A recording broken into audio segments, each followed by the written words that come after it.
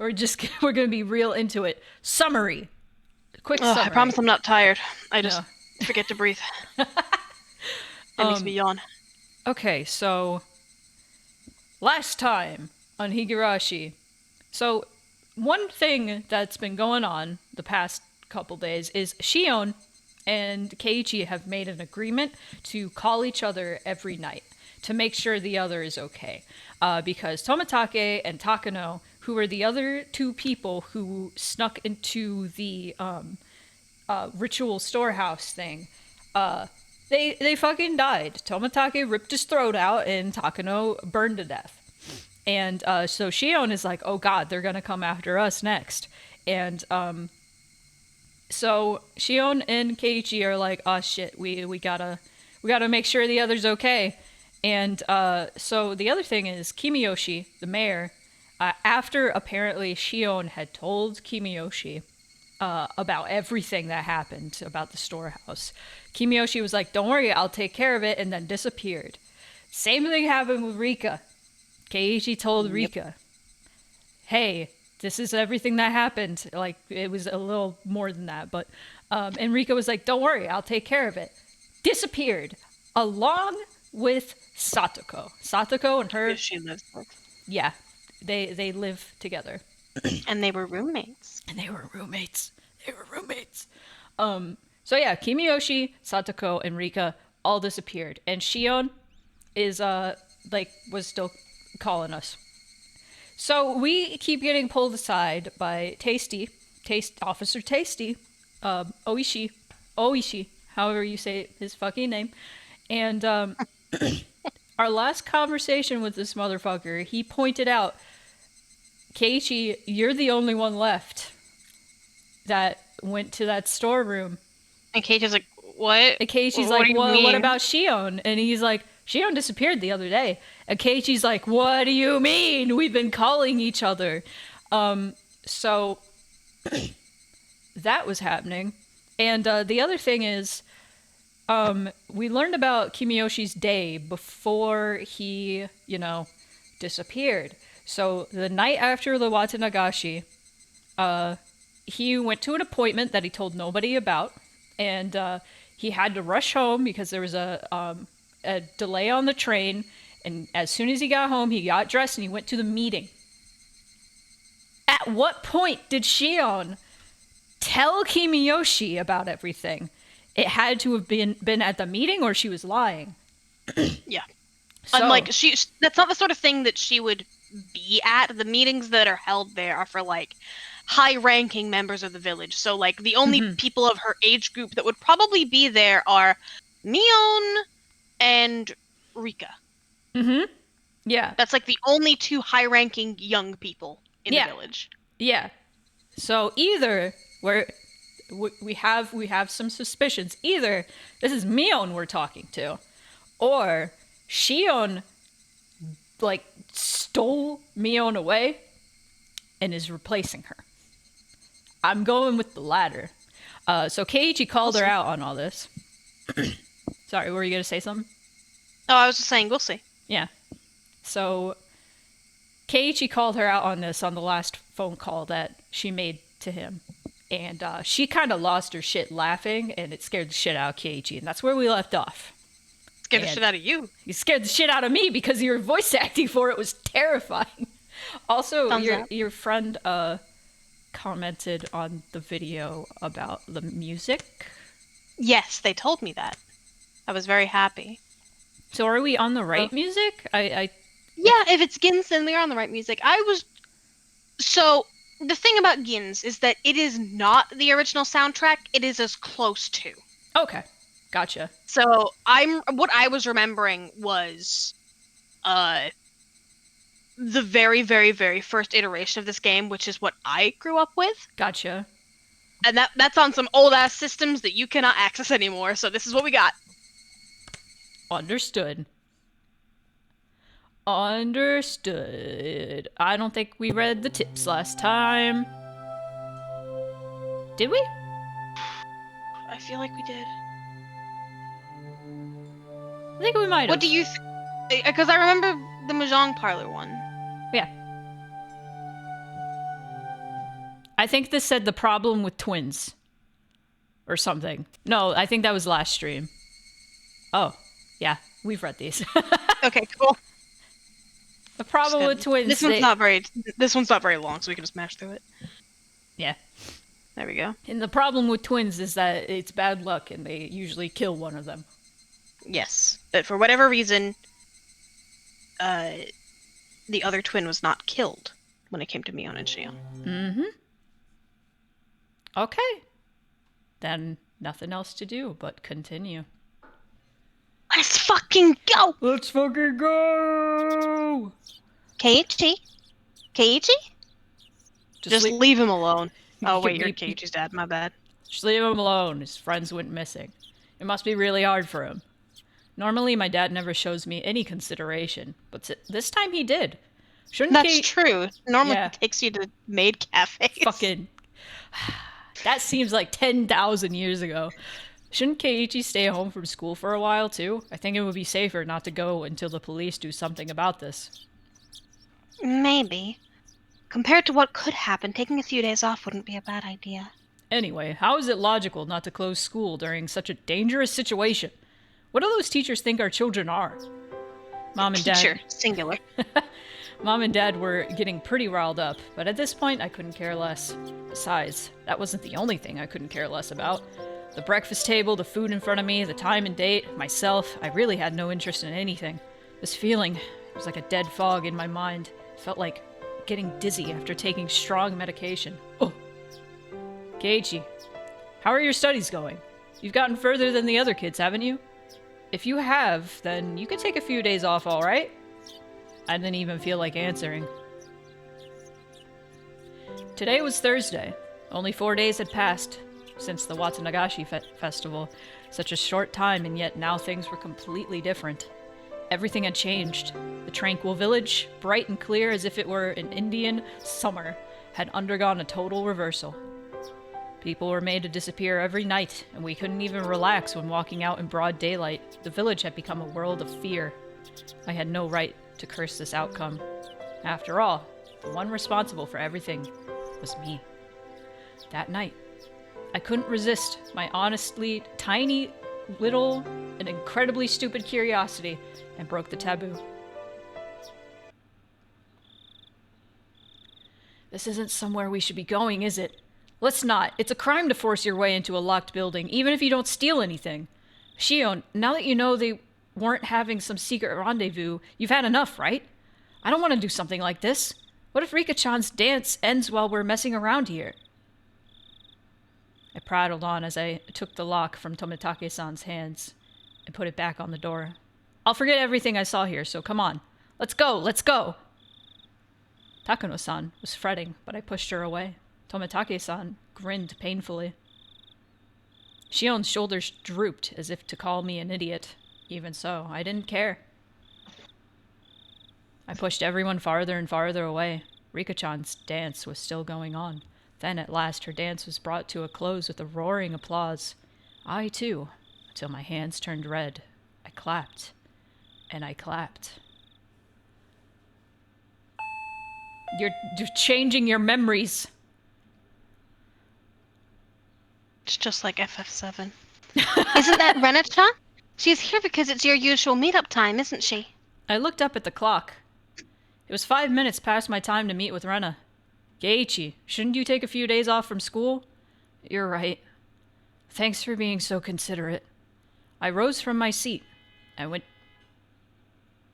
Why are you all honking? I went to the entrance to greet Rena. Good morning.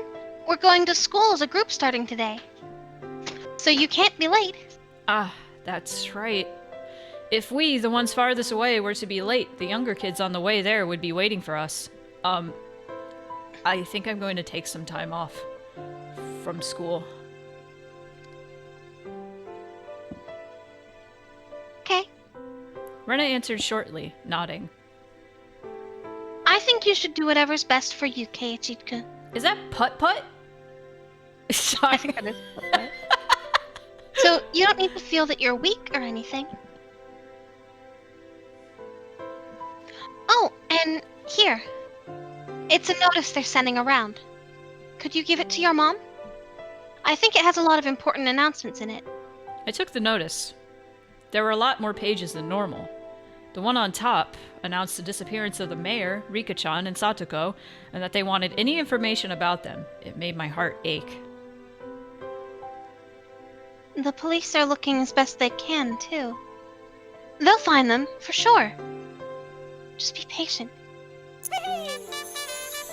Thank you, Buzzy. So hello. Hello. Rena said, smiling in an attempt to give me courage. Rather than that, though, her smile looked like it was because she herself wanted to believe they were safe. Rena, you're not going to question me? Nope. Rena, you know, don't you? About that night, Do you mean when you snuck into the ritual storehouse? I was speechless for a moment, but then I bit my lip, made up my mind, and nodded a little. So it's all out in the open. Really, I shouldn't do bad things like that. Mi-chan was really mad. So she was upset. I suppose she would have been. I don't think she was as angry about you sneaking in there, though, as much as about you hiding it from her.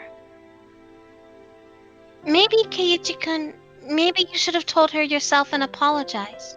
I should have told her myself and apologized. That troubled me. Just 1 week ago, I did something that I myself should have apologized to Mion for. I'd hurt her badly. However, I hadn't realized that at all. Plus, with all the confusion that Shion's appearance had brought, I still hadn't been able to talk to Mion about it. Rena, you're right. I never realized anything until you tell me. Keiichi-kun, hypothetically, if you had admitted you'd done something wrong right away and apologized to Mi-chan, I wonder if Rika-chan and Satoko-chan wouldn't have had to disappear. I couldn't answer right away. I couldn't admit to that. Wasn't Rena telling me right now, though, that I should have admitted to my crime sooner?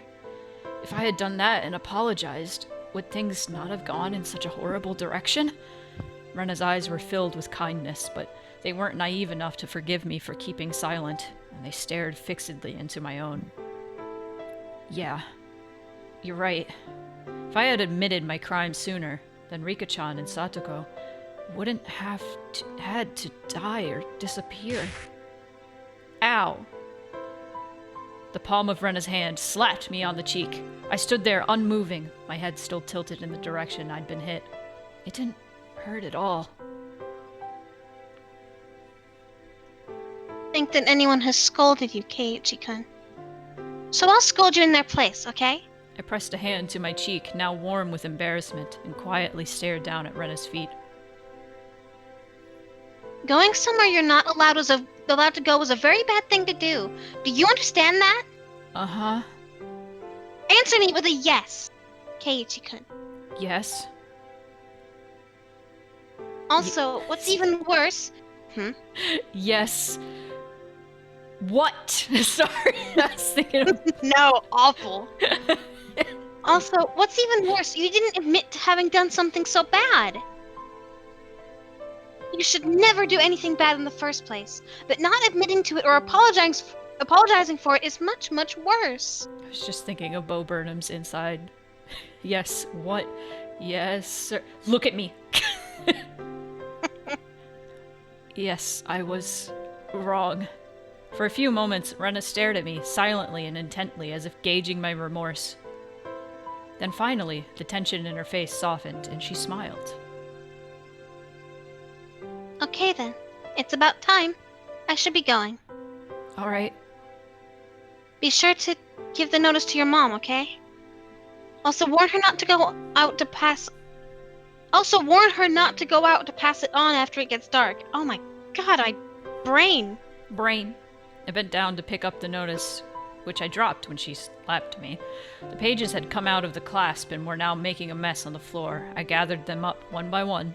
My hands stopped at a single, more light-hearted page, with peaceful sentences dancing on it. We still have plenty of homemade soy sauce in stock. Feel free to come to the Sonozaki house if you want some. What is this? I picked up the page and scanned the rest of it. They were stockpiling high-quality soy sauce they got from faraway relatives in the Akita prefecture. They had gotten a big shipment recently. They couldn't use it all, so they wanted anyone who wanted some of it to feel free to come over, is what it said. I see. Oh, no. As a PS, it said it arrived in barrels and to please bring a 2-liter bottle or other container for it. That's how it tied together. If you need some soy sauce, then you would go to the Sonozaki house, Rena. Did you know all along? Yeah, I knew. Rena had already been suspicious of Mion as soon as she noticed that the big bottle of soy sauce was missing. Rika-chan had taken the bottle and gone to Mion's house, and there, she was erased. Rika-chan wasn't coming back, so Satoko called Mion's house since she knew where she had gone, and then Satoko got called there as well. That meeting on the day the mayor disappeared, didn't Oishi-san say that the 3 families participated in it? The 3 families would include the Sonozaki family. Didn't he also say that the current leader was really old, so her heir, Mion, frequently stood in for her at public appearances? While the mayor was returning from the shrine, Mion called out and stopped him. She talked to him and invited him to their house, and then she made him disappear. It was probably even simpler to make Shion disappear. Shion was part of the Sonozaki family. They probably knew exactly what she was doing at all times. I'm sure they even knew her part-time job schedule too. Thinking back, wasn't that Angel Mort store managed by the Sonozaki family? Setting up an ambush for her there wouldn't have been any trouble at all. I'm going to Mion. I'll go apologize. I'm going to have her put an end to everything. Mion probably won't forgive me easily, but I'll go and ask her not to sacrifice anyone else. With that decided, there was no need for me to be lazing around here. I put on my shoes and slipped past Rena to exit the house, when she stopped me. Honk, honk, honk, honk. Sorry. I'm going too. Yeah, I like this song. I had to turn it up. Rena, shouldn't you go to school? This is way more important than school. People are dying, Keiji. Rena, you shouldn't come. If you get wrapped up in this too, then I think I might actually go crazy. Rena didn't move her arm, which was blocking my way. If Keiji-kun disappeared as well, then I think I might actually go crazy too. So I won't let you go alone. Rena argued boldly, as tears welled up in her eyes. I saw them, and I knew the strength of her resolve. All right, let's go. Thank you, Rena. Rena nodded slightly but firmly, and finally let down the arm blocking me. Let's go, to Mion's house. I'll apologize for the crimes I've committed. Then we'll put an end to these twisted days. After that, I'll pray that once more we can return to those fun, lively days.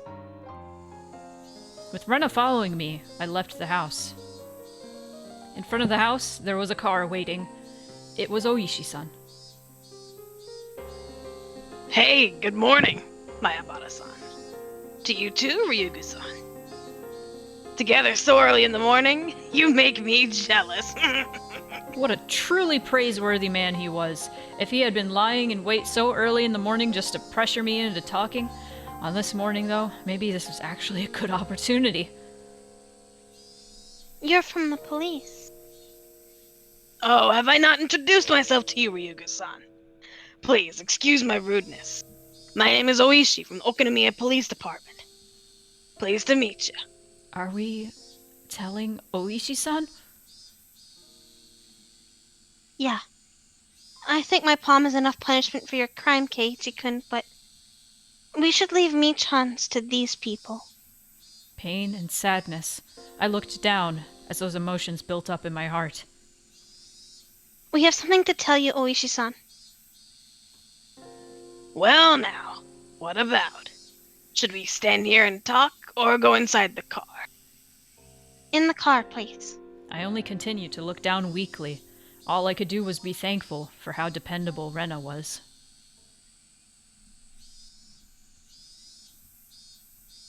At Rena's urging, I revealed everything to Oishi-san. The latter, while making sure to throw in murmurs that he was paying attention every now and then, took notes. We continued that way for a while. How do you feel? Don't you feel a lot better now that you've told me? Oishi-san asked this while scratching his head with his ballpoint pen. Of course I don't feel better. The price that had been paid up until now for me not owning up to my crimes had been so immense. But as long as that payment wasn't returned, the load on my chest could never be removed. His radio started to emit static.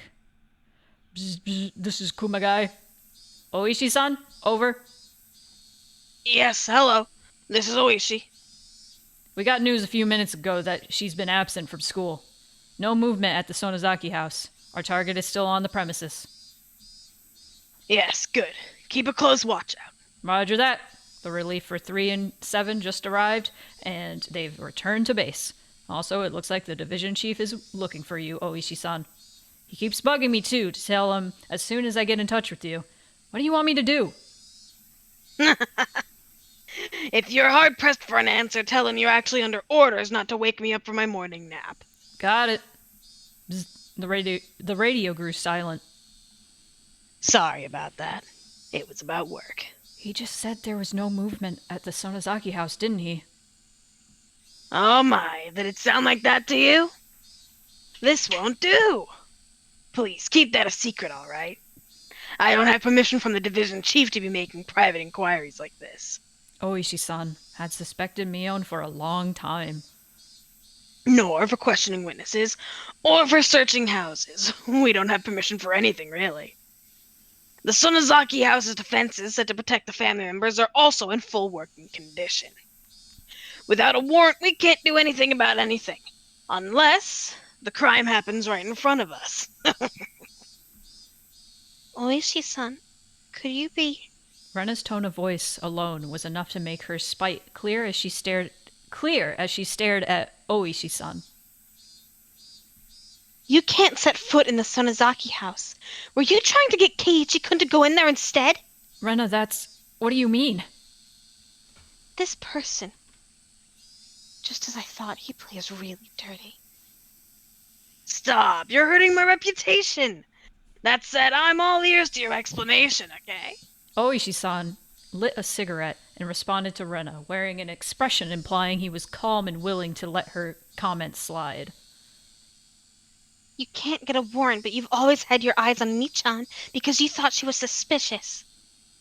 Yes. You plotted to incite Keiichi-kun and have him go into the Sonozaki house. Then, if something were to happen to him, you would have used that as an excuse to go in. Isn't that right? I only understood about half of what Rena was saying. I knew, however, that Oishi-san had been trying to use me. Even if Keiichi-kun got hurt as a result. Have you no shame? Is this how the police do things? Yes. My. It seems we have an incredible detective on our hands. Oh my. Would you be interested in taking our exam? It's only 6 months. Shakes the camera. Do you all hear me? It takes 6 months in the US of A for a cop to become fully fledged. That's how long the course is. Isn't that fucked? Yep. And now you can shoot people. Woohoo! 6 months to get a gun and badge. Anyway. I'd gladly write a recommendation letter to get you to go into the detective division. You're despicable. Rena spoke quietly, her words dripping with hostility. Oh. I've been insulted in all kinds of ways in my life, but 1 or 2 words from a young girl is always the roughest to me. Even so, I suppose I should thank you for not arresting Michan yet, Soup. Don't mention it. Oishi-san seemed to be enjoying his exchange with Rena. The things this man thought were like a swamp. I could barely see past the surface. It reminded me again of how much I disliked him. Now then, as two esteemed friends of Mion Sonozaki-san, what do you plan on doing now? Will you wait kindly for me to go over the evidence and request a warrant? No, we won't wait for that. We'll go and make Michan surrender herself. That's right. If she turned herself in rather than be arrested, she might get a lighter sentence. At this point, perhaps that was the only pity I could find in me to afford her. I see. I wonder if it will go that well. If you're careless, you two may face danger, you know. Oishi-san was measuring our resolve. So, in a strong voice, I declared, "We're fully prepared." That was very strong voice. "We're fully prepared." Oishi-san gave us an unpleasant yet seemingly satisfied grin. It was then that I realized this man was trying to use us for his own convenience. If anything should happen to us, use that as an excuse. Though my greatest hope is that you will surround the place so that the criminal can't get away. Ryugu-san, you're good at negotiating, too. I'm throwing in the towel. I surrender! What are you talking about? If the policemen surround Michan's house, then that will be insurance for the worst case scenario. For the worst case. Plus, it would be another way of pressuring Mion to give herself up, wouldn't it? Oishi to Kuma-chan. Oishi to Kuma-chan. This is Kuma guy. Go ahead. Our two friends are going to play at the Sonozaki house. Make arrangements so that we can reinforce them if needed. Roger. Their altogether too short conversation implied that our questioning was already a part of their plans. Then let's get going. Want to buy some tea biscuits on the way there? Neither Rena nor I went along with Oishi-san's stupid joke. Wow. Fuck this man. Terrible man. Fuck this man.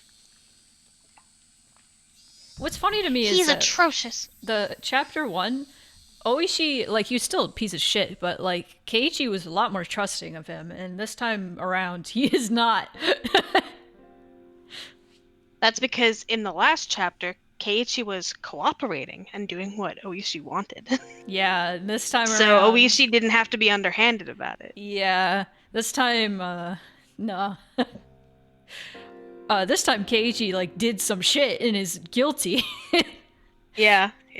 Oishi stopped the car at the place where we always waited for Mion. Come to think of it, I've never been to Mion's house before. I've only heard that it's right down this road. This is as far as I can take you. According to our information, there are quite a few security cameras set up on the premises. Still, don't worry. I've got a bunch of youngsters ready and waiting to slip past them and go in. We'll be monitoring the inside with a one-way mic, so if you two give a loud scream, we'll know right away. We'll persuade her for sure, so please be ready for her to turn herself in. In both our eyes was determination. It was the only method available to us for lightening the sins of our good friend. Be plenty careful, you hear? You probably don't believe it right now, but I don't want you two being sacrificed if at all possible. You're right about that. With that rude response, we left the car. The clinging humidity and the voices of the cicadas greeted us. I'd never have expected this would be happening today. Go, Keiichi-kun.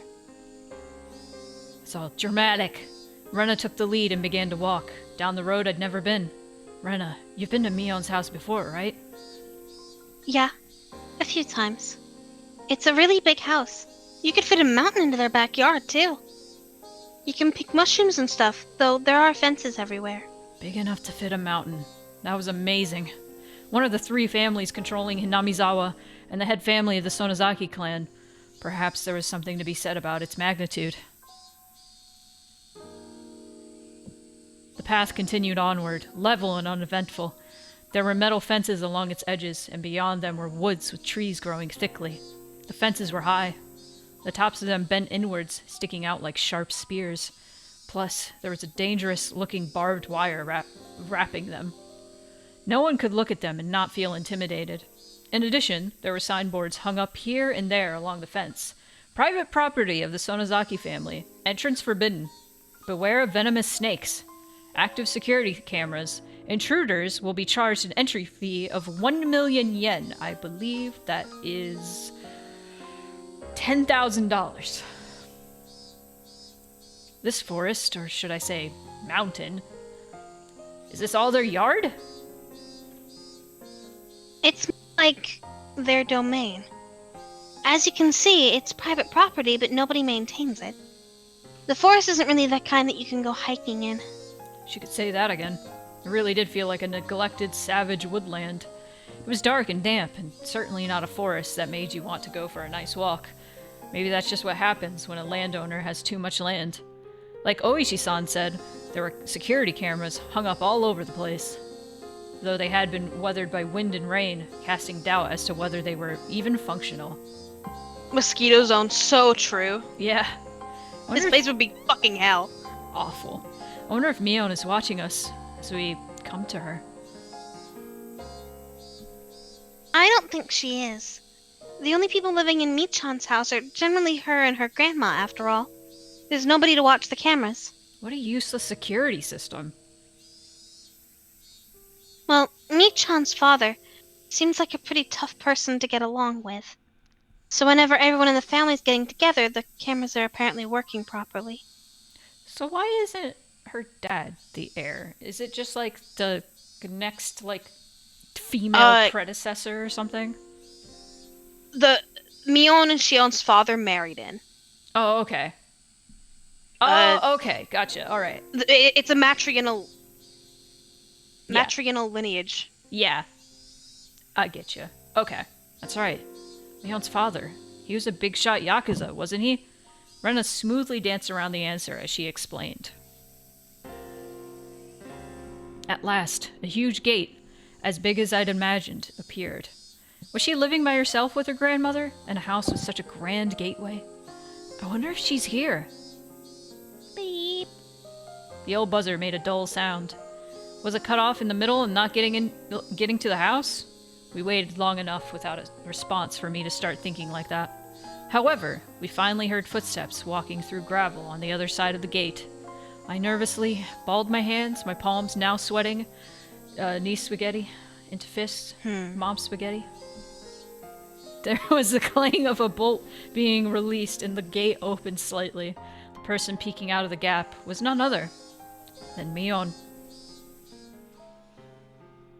Well, this is unusual. Aren't you two going to school? Mion didn't seem all that surprised at visitors arriving in the morning, which wasn't a normal time. In fact, she almost seemed relaxed, as if she knew we were coming beforehand. We stayed home today. Kei-chan is one thing, but you two, Rena? You two are such troublemakers. Mion smiled lightly, in the way that the Mion we knew always did. Well, let's not just stand here. Come on in. She gestured for us to follow her. I hesitated for a moment, looking at Rena. Let's go. Oh! Rena smiled cheerfully, as if she were passing through the gate of a good friend's house, and then did just that. I rallied myself and then go through the gate too. On the other side, it hadn't been maintained very well, but it was clear that the lot was magnificently wide. It wasn't quite what you'd think of when you hear mansion, but it was very clearly a vast place. It's so pretty. I want to live there. Was this the first time you've been here, Kei-chan? Yeah. This house is enormous. Steep thatched roofs aren't in fashion anymore. This place could be a tourist attraction.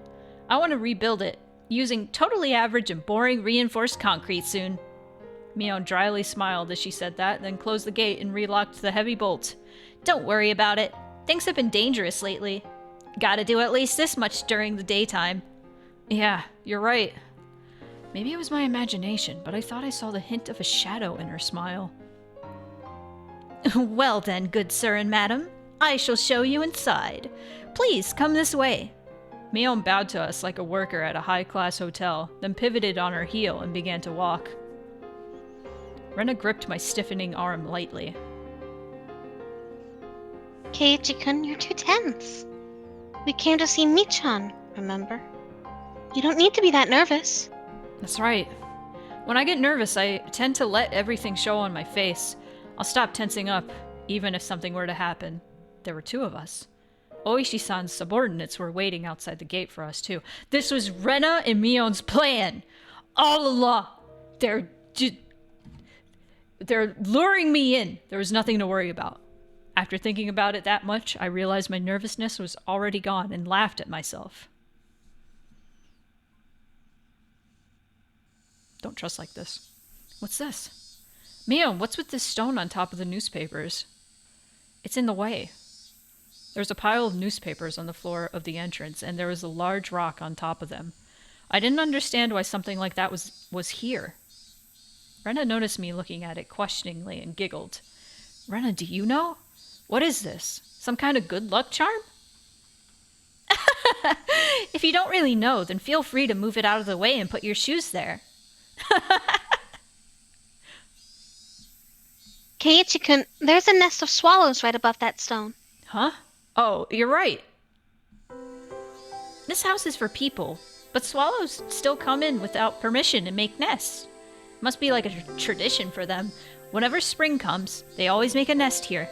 It's kind of annoying, though.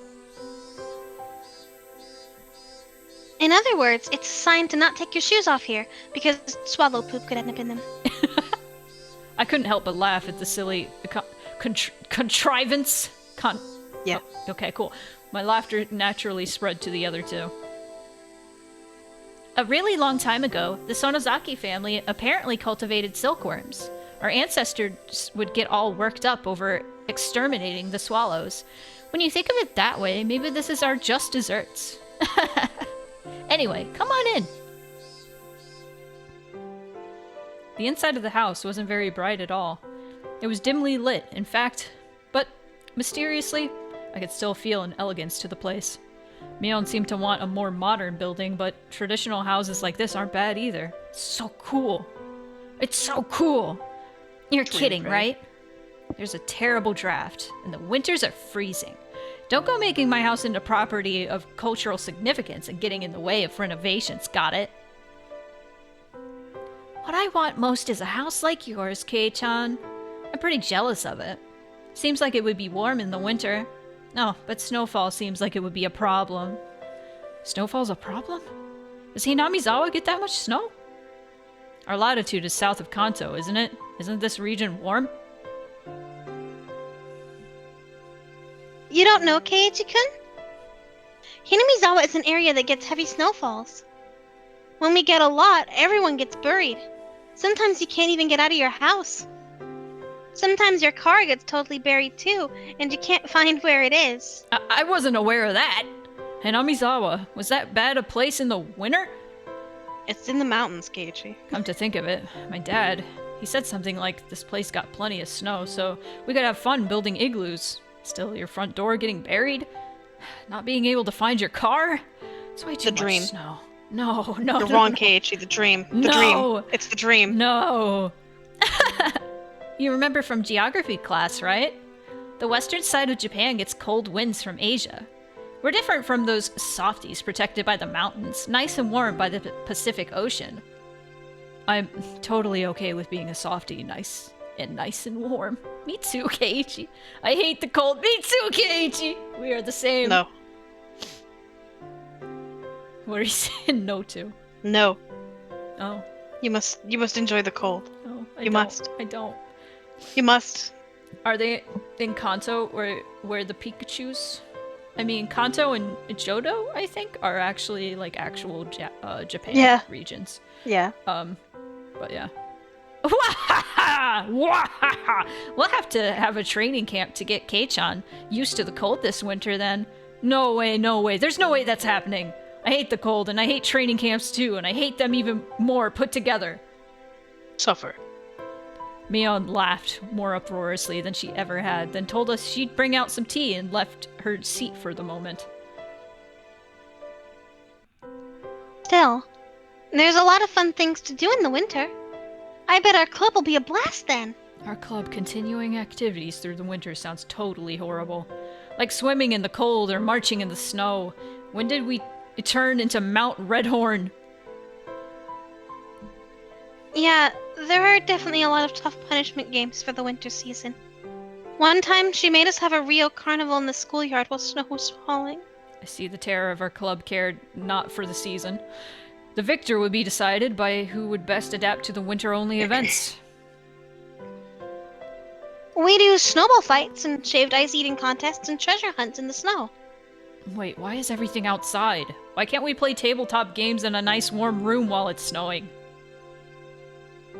Whoa, Keiichi-kun, if you're saying things like that, you're gonna lose a lot this winter. We'll have lots of punishment games and Rena won't lose, how? Don't give me that how! I settled things with a cross chop to the head. You're sure having fun. Our walls aren't very thick, so be careful not to go flying through any, okay? The paper sliding door opened and Mion returned with a pot and a complete tea set. Do you want some sesame senbei to go with that? Sorry, we don't have much in the way of bean paste or other good stuff. It's okay, it's okay. We didn't really come here to drink tea anyway. Uh-oh. Music gone.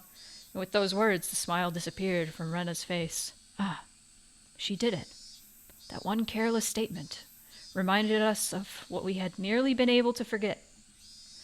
I had wanted to enjoy this peaceful time for a little longer, but we put an end to that with those honestly careless words. When she noticed the smile disappear from Rena's expression, Mion, too, changed hers. It was as if the cheerful air, that was like a warm spring day until a moment ago, had slipped through the cracks in the paper door and altogether disappeared. There was no point in regretting it now. We did not come here today to chat and enjoy ourselves. Came to turn you into the police, Mion. Mion silently poured the tea. During that time, both Rena and I sat kneeling without uttering a word. Here you are. Drink up. We couldn't even mutter a word of acknowledgement at those natural words of courtesy. There's no poison in it or anything. Do you distrust me that much? That's upsetting. Mion gave a bitter smile at that and let her shoulders droop.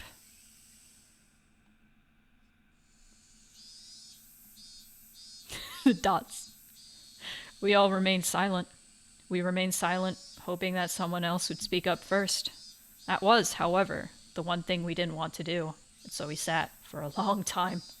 At last, Mion smiled scornfully and opened her mouth to speak. Hey now, Kei-chan, Rena. You're the guest. Didn't you come here for something? If you don't speak up first, this old man won't know what to do. Rena and I exchanged glances. We both resigned ourselves. Rena opened her mouth to speak first, so I stopped her. Keiichi-kun. It's okay. I needed to come here. Let me talk first. Okay. I understand. What would Kei-chan have to tell me? Please give me your daughter's hand in marriage, maybe. Can't do that. My little Rena and Kei-chan aren't meant for each other. Go wash your face with miso soup and try again later. Afterwards, I thought her mean remarks were Mion's own way of showing consideration. Mion had said those mean things in a totally normal voice, and it drained the tension from my shoulders. The soup was mentioned. Mion, first, I have something to apologize for. You do? What for? Mion pretended that she didn't know what I was talking about, but I'd clearly gotten my point across. Well, on the night of Watanagashi, the ritual storehouse behind the shrine, I went in there. I could see Mion's expression immediately become harder. I knew it was somewhere I wasn't supposed to go, but it was just supposed to be a little bit of exploration. We didn't mean anything by it. Even so, I still shouldn't have done it. So I apologize. Sorry. To display my deepest sincerity, I pressed my forehead to the table. I'd meant it as a way of prostrating myself. I figured it wouldn't feel sincere enough if I raised my head right away, so I left it there on the table for a while. Mion didn't say anything. With my face down, I couldn't tell what sort of expression Mion had. Only the voices of the cicadas filled the room. Mixed with them, I could hear the sound of the clock ticking. That was all. When I started to struggle to breathe from having my head down for so long, Mion told me to stop. You got me there. I didn't expect you to pitch it to me straight. You got me on the ropes. I looked up to see that Mion's face was calm, but she was smiling faintly. If you understand that even though it was only a casual exploration for you, Kei-chan, that there are a lot of people who think it's no laughing matter, then it's okay. There's an old saying, when in Rome, do as the Romans do. It's been days since then. It may be too late, but I apologize. What I did was wrong. Please forgive me. I could feel pitiful tears welling up within me.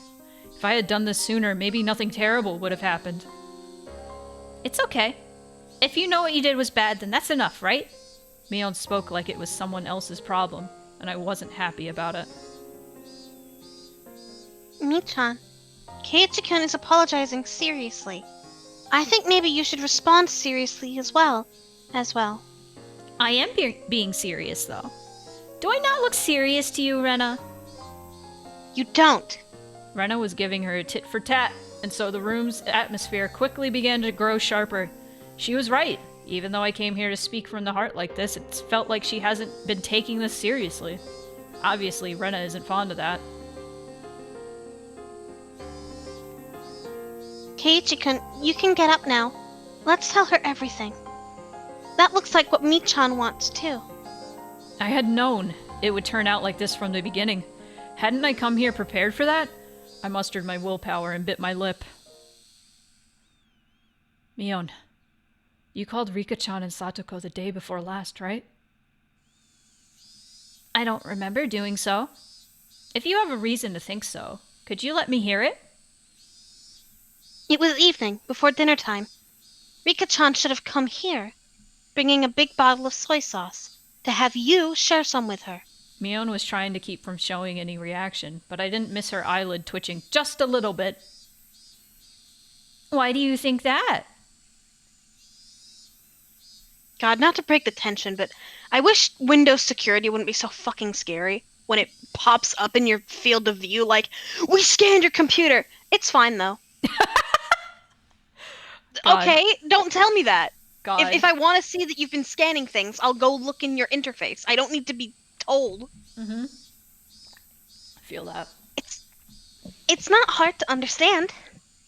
Michan, you saw it too, didn't you? Rika-chan's room. Mion put a finger to her forehead and acted like she was thinking. There was chilled tofu, but no soy sauce. Plus, the big bottle of soy sauce that should have been under the sink was nowhere to be found. What? Is that why? Is that why she would have come here? That was a great line read. What? She's like so guilty, but like so. What are you talking about? What are you talking about? Mion, drop the act. You wrote it yourself on the notice, didn't you? That you'd share your soy sauce? Mion scratched her head. I heard her ever so faintly click her tongue. It was as though we found out she'd purposefully given too little change to a servant. That's all I could feel from her. Then Michan, Rika-chan, you hid her. Rena hesitated for a moment. I could tell that she didn't want to use the word erased, and that she was struggling to find another word. That was really supposed to be the end, wasn't it? For you, anyway. What are you talking about? You didn't foresee that Rika-chan would tell Satoko-chan that she was going to your house, did you, Michan? Then Satoko-chan called. Might Rika be imposing on you? Yeah, probably just like that. You sound just like her. Michan, you were in a bit of a bind then because someone knew that Rika-chan had come here. So you decided to lure Satoko-chan here too. Lure her out? Like how, I wonder? Mion prodded Rena on, as if trying to get to the good part of an interesting story. I, however, knew. I had been watching Mion change the whole time. She was restlessly twirling her fingers. She had clearly lost her calm. Of course, it was really a slight thing, and only I, who had been watching her this whole time, would have known. Mion was panicking. What Rena was saying must have been a bullseye. It probably went like this. Satoko, I actually made too much dinner today, so why not come over and eat? Rika-chan came earlier and ate some. Something like that. Scratch. Mion's nails dug into her knee. There's no recordings of the phone conversations or anything, so how do you know that much? I know it because the dinner that Satoko-chan made for the two of them was plastic wrapped in their refrigerator and hadn't been touched. For a few moments, Mion's face was frozen in utter amazement. She looked like she couldn't believe that this person in front of her was Rena. With just that to go on, how did you even guess what we said over the phone? It's a long explanation, so I'll get to the point. The contents of that refrigerator provided a vivid account of what you said over the phone when you lured her out. Mion's jaw remained on the floor. That was the only way I could describe her face. That's... I had no idea I had such an incredible detective right next to me the whole time. Why does everyone keep calling me that? I can't believe you'd figured out everything, down to the phone conversation, just from what was inside the fridge. You've got me there. You've got me. You've got me. As if a dam had burst, Mion convulsed into laughter. Her laughter, though, definitely didn't make us want to laugh as well.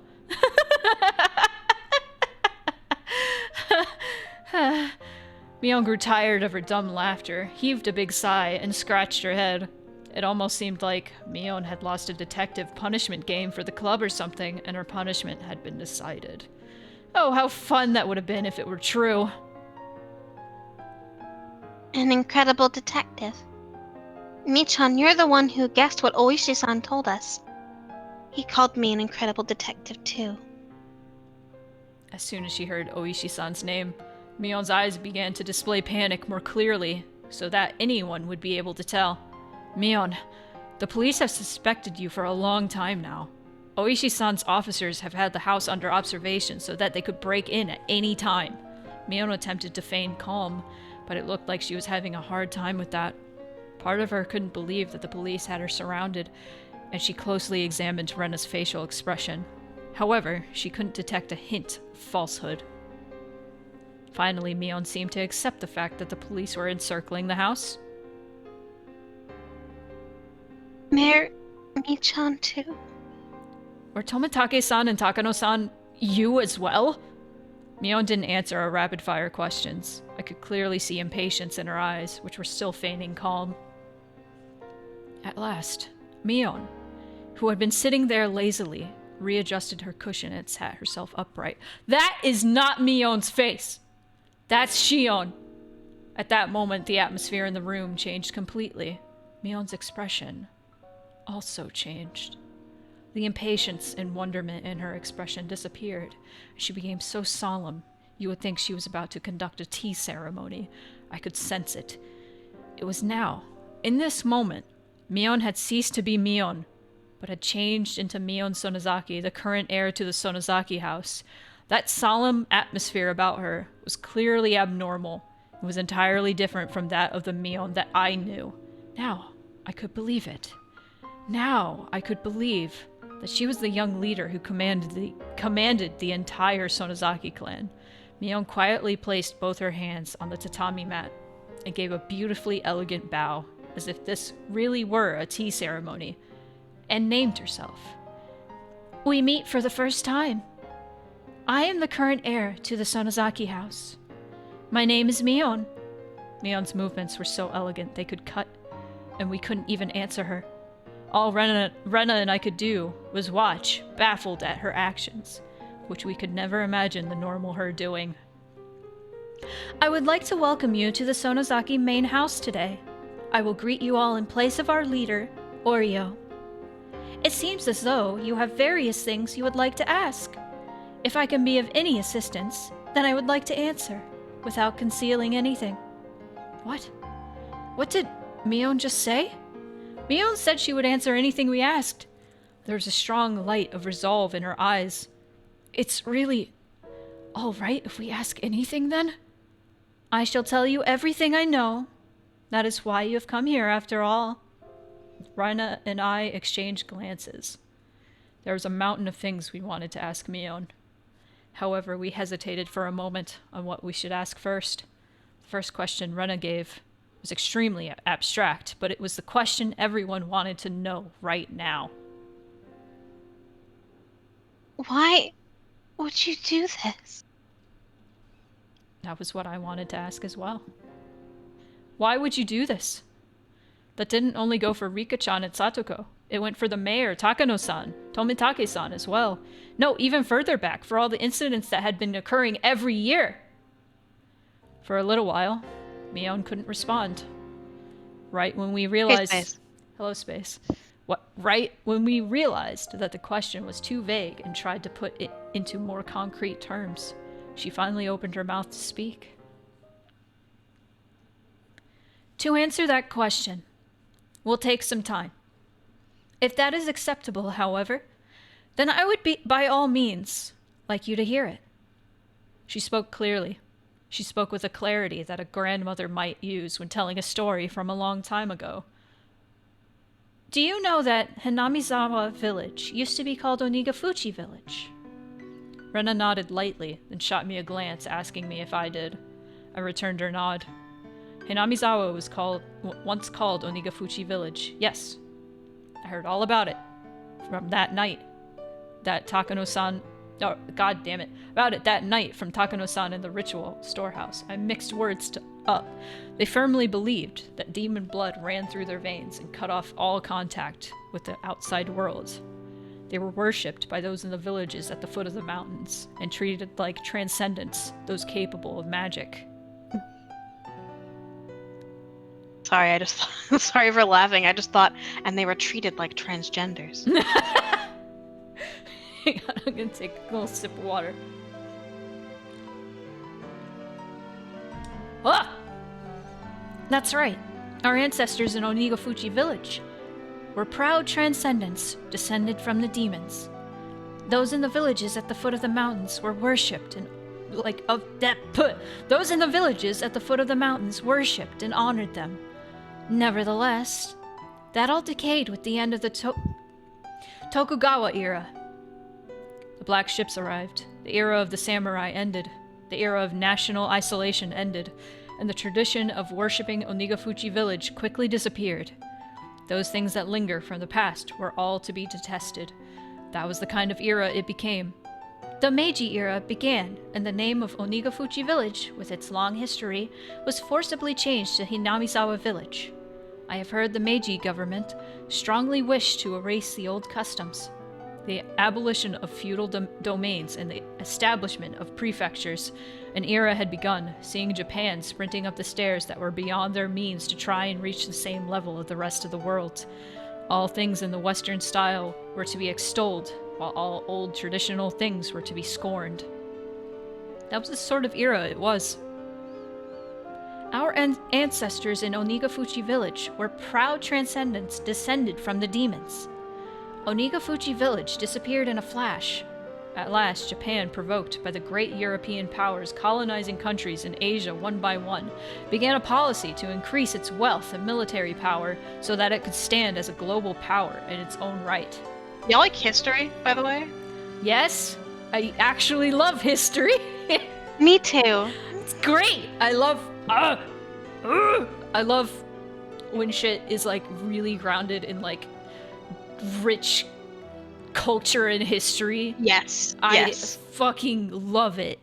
So I'm so excited about this. Anyway, conscription began and they won war after war. The first Sino-Japanese War and the Russo-Japanese War. And until the Pacific War broke out, they recklessly climbed the staircase towards modernization. At the time, Onigafuchi village had already lost its impenetrability. The villagers, once worshipped as transcendents, were now on the receiving end of inhuman treatment. The sacred Onigafuchi village had been groundlessly labeled an isolated village of those afflicted with incurable diseases, a mere shadow of its former self, and stood on the precipice of an era of hardship. Thus began harsh days where one would suffer unreasonable discrimination just because people knew one was from Onigafuchi. The children in the village at the foot of the mountain were taught not to go near Hinamizawa because filthy germs were rampant there. Children who had come into contact with children in Hinamizawa would cry and wail as their parents purified the spot they were touched by rubbing salt on it. One of the adults said to the children that if you got lost in Hinamizawa, you would be kidnapped by demons, cut up into pieces, and devoured. Never, ever go near the terrifying village of the man-eating demons. That's what we taught them. Another said that during a famine long ago, the people of Hinamizawa gathered up all the corpses they discarded into the dry riverbeds, then cooked and ate them in order to survive. Groundless stories, but said in such seriousness. Baseless slander added to baseless slander, making Onigafuchi village's historically accurate, thrilling history all the more believable. Perhaps the chain of undue discrimination was a manifestation of the people's anxiety towards the uncertain times. Of course, the story didn't end only with the perspective of children. If anyone found out you were from Onigafuchi, you would be turned down from any job you applied for. People would even go back on engagements and marriage proposals. As for the marriages where one partner had lied about it, as soon as the truth got out, they were made to divorce. It even caused trials. They would appeal that where one came from wasn't an important enough reason to divorce. They would, however, lose their case. Lying about one's birthplace apparently constitutes a heavy act of misrepresentation in marriage. Terrible. I've heard about such discrimination towards those in small villages in civics class. Just because others knew you were from a tiny hamlet, you would be subjected to every societal disadvantage there was, a modern form of bullying. Though I only memorized that because it was going to be on a test one time. I recall being suspicious about it and unable to believe such discrimination occurred in modern Japan. It's nice for the privileged, isn't it, Keiji? Yeah. Well, I suppose I can't say that they weren't asking for it. Our ancestors were proud of the demon blood flowing through them. They lived their lives boasting about it and scorning those at the foot of the mountain, after all. They struck fear into the villagers down there with their mystique and demanded gifts of dread and tribute.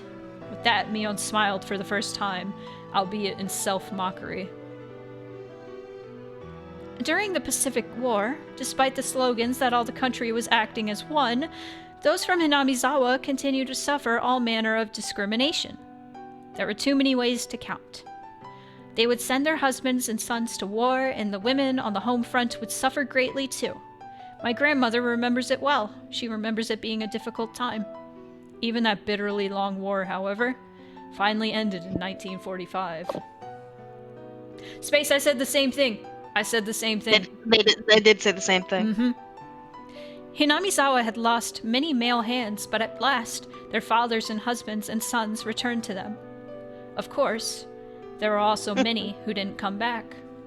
Nevertheless, for those in Hinamizawa who were at their limits, barely able to maintain the village without the men, the return was a very happy thing. MacArthur's GHQ set to work on drastically improving mindsets and strove for the abolition of unfair discrimination. I had a moment where I was like, did I say that word right? Yes. They could feel day breaking on the dismal night that was the previous era. Hinamizawa was on the verge of turning into a ghost town. Those in the village started to say that they could rebuild it once again, and got to work, trying to make the village even a little more plentiful. During that time, someone appeared who built up a fortune through a vast number of dealings in the black market. That was Mion's grandfather, the husband of the elderly current family leader, Sohei Sonozaki. Sohei said that he managed food warehouses in Harbin after being dispatched to the Chinese mainland. When it was time to pull out, he conspired with his superiors and comrades and stole a great deal of the army's canned goods. He hid them somewhere in the Seto Inland Sea and sold them widely at a high price on the black market, thus earning a fortune. So I wanted to let chat know I have been snoozing the ads, but I'm out of snoozes. So we might hit an ad in the middle of all this. You can avoid that with an ad blocker or by subscribing. Anyway. It's okay, Apple Freak. All you're missing is something, World War II famine, something. Apple is subscribed, so Apple's not gonna get any ads. But if you're subscribed, you won't get ads. Yippee! Sohei didn't spend that fortune for his own pleasure either. He entrusted the entire amount to his wife, the head of the Sonozaki house. Thank you, Jay. I mean, I'm like joking, but that is honestly like, it's also the truth. But yes. Oh, King, your cat is so fat. Anyway, let's revive this ruined village. Also, thank you, King. All who live here are our family, and this fortune is our collective property. So he proclaimed to my grandmother, the current head of the family.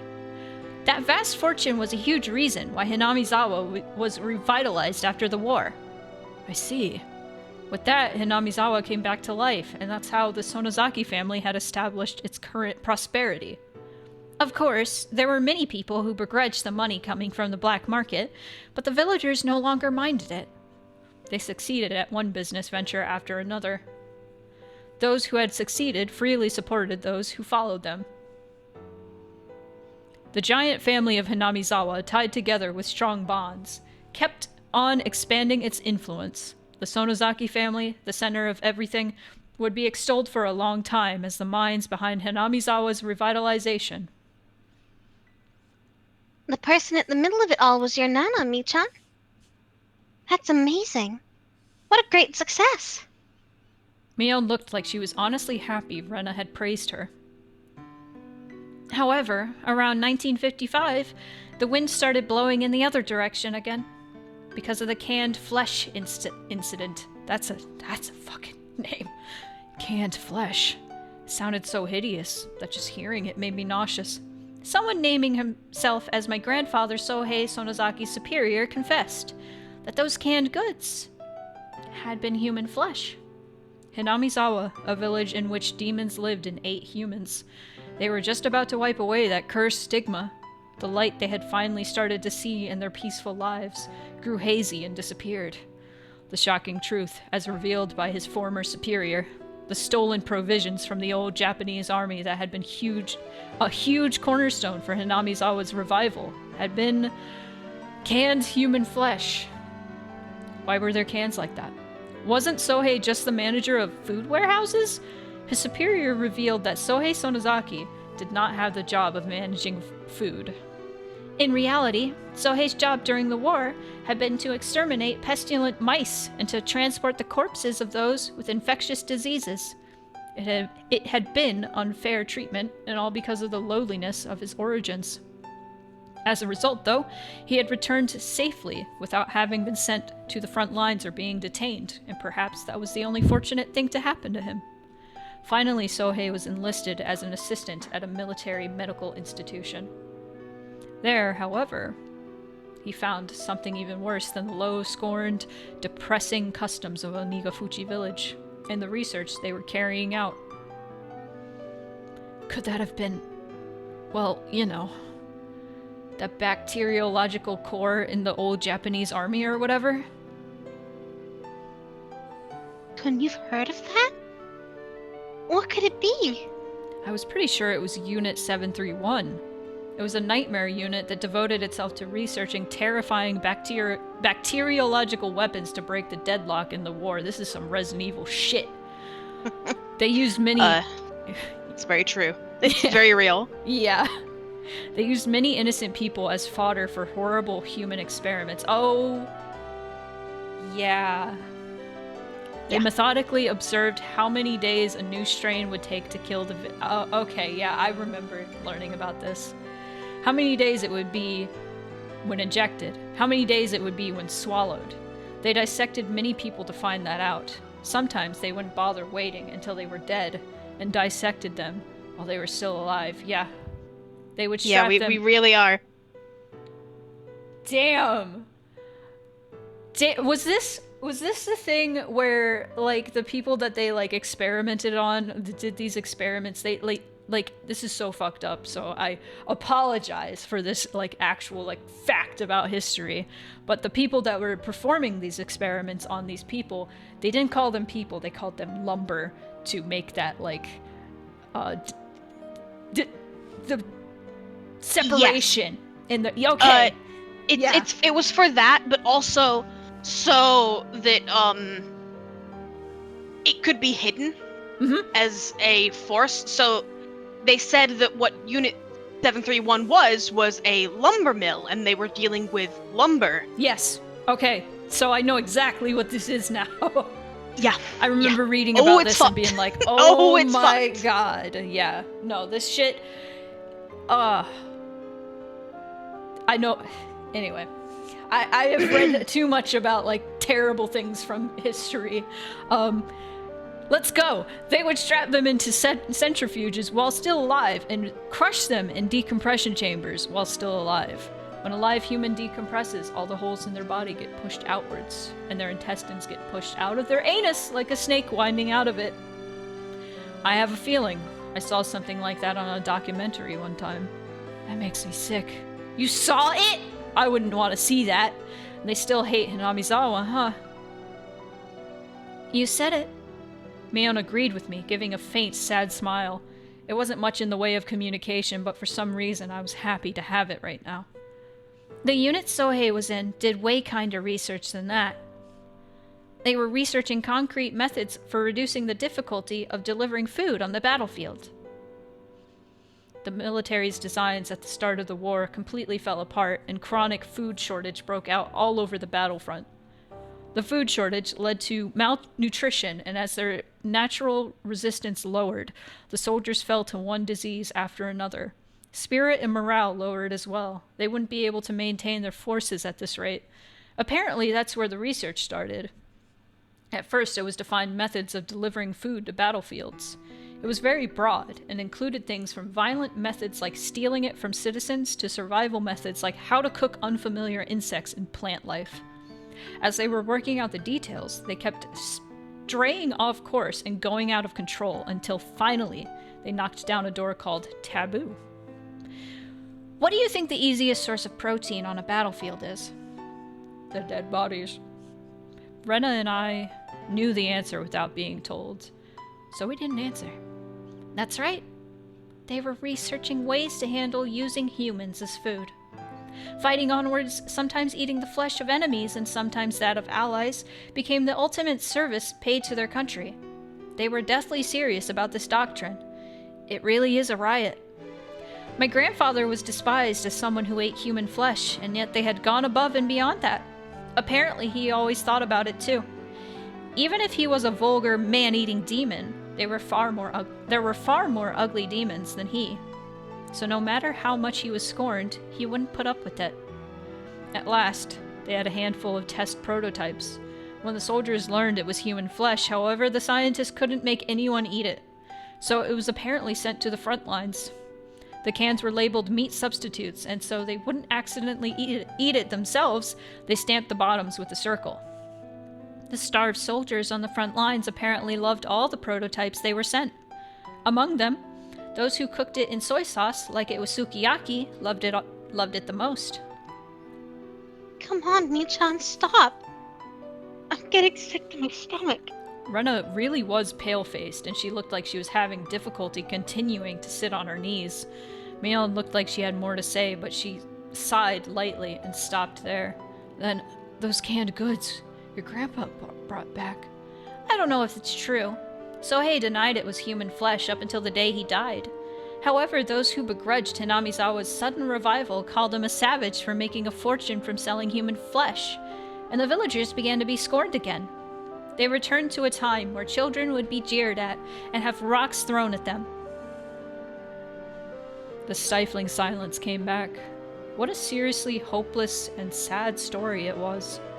They discriminated, were discriminated against, discriminated, and were discriminated against. Why must they attach worth and rank to it?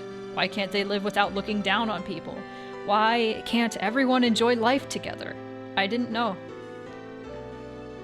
My grandmother, the family head, once told the children of the village this. If they throw a stone at one of you, then 2 of you must throw stones back. The children asked her, what if they threw stones at 2 of us?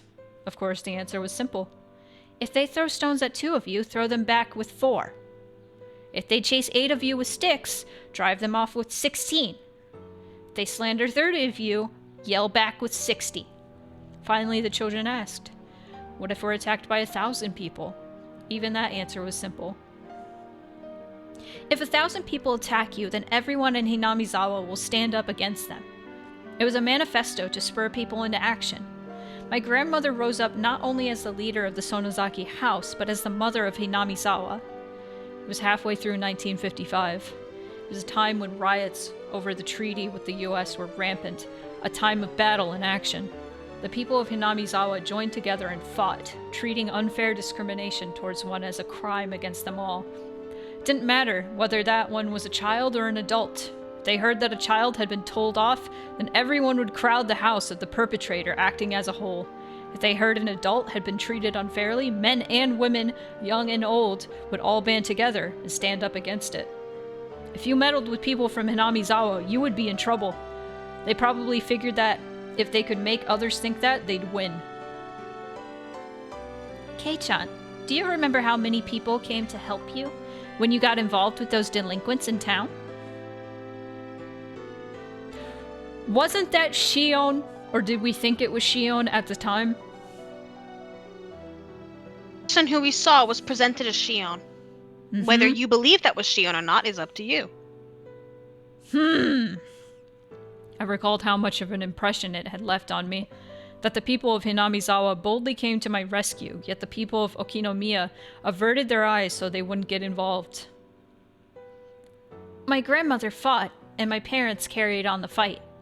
At last, peace returned to Hinamizawa. Of course, that peace had been placed on a razor's edge.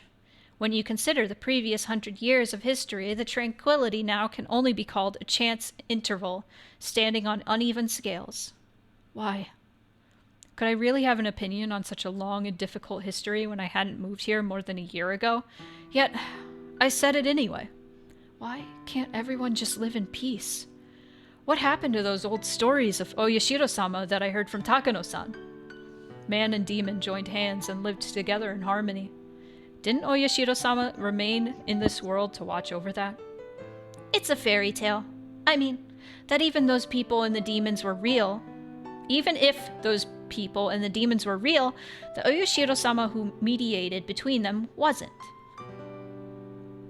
Is that why Oyashiro-sama's curse happens? A cool gust of wind blows in from outside, fluttering Mion's long, beautifully clear hair.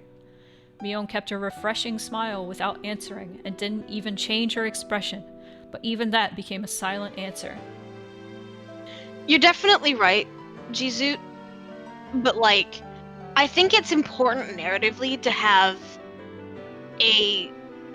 that sentiment be expressed by a child to show that, xenophobia and racism, homophobia, everything like that is not something you are born with. It is something you are taught. Yeah. Also, I didn't notice much of the Unit 731 talk was cut in the consoles port, if I recall correctly. I'm pretty sure that's true.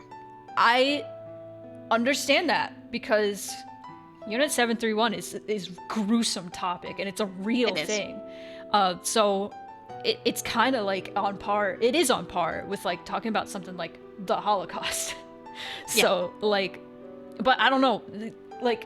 Ryukishi is Japanese, and this is something that happened when in Japan or so that I feel like he has a right to talk about it. you know? Yeah, for sure. And include it in his story. Just as, like, people that were in Europe at the time of the Holocaust have every right to, like, talk about that shit, you know? Everyone should go read Mouse. Yes! Yeah! But anyway, that was just a small aside because I was thinking about that, like, damn, that is a really fucking dark topic, but, like, you know, Ryukishi's Japanese. I think he has a right to talk about it. For sure. And, like, I understand cutting it from the console ports, but that doesn't mean I like it. Because I think it's important historical context. Yes. This is a fictional story, but, like, it has its roots in, like, actual Japanese history. Yeah. A lot of Hinamizawa and its culture is defined by wartime. Yes. As we've just read. Yes. Also, you are right, Space. I would not be unsurprised if in the console ports they were told to remove it. Yeah. I would not be surprised. Yeah. Oh boy. Anyway. So that Hinamizawa village might once more be like Onigafuchi village, so that we may again be a sacred existence worthy of worship. That was the earnest wish of our ancestors in Onigafuchi, and the mission of those who inherit the demon in the Sonozaki main family. Those who inherit the demon? For generations, the Sonozaki family has had a custom of including the character for demon in the leaders' names. If you write out my name on your hand, it should appear plain as day. I trace out the word Mion on the palm of my hand. Oh, she's right. The character for demon is in there. Not only in my name either. The demon is engraved on my body as well. When she said that, she quietly rose and began to lay her hand on her clothing. It's okay, Michan.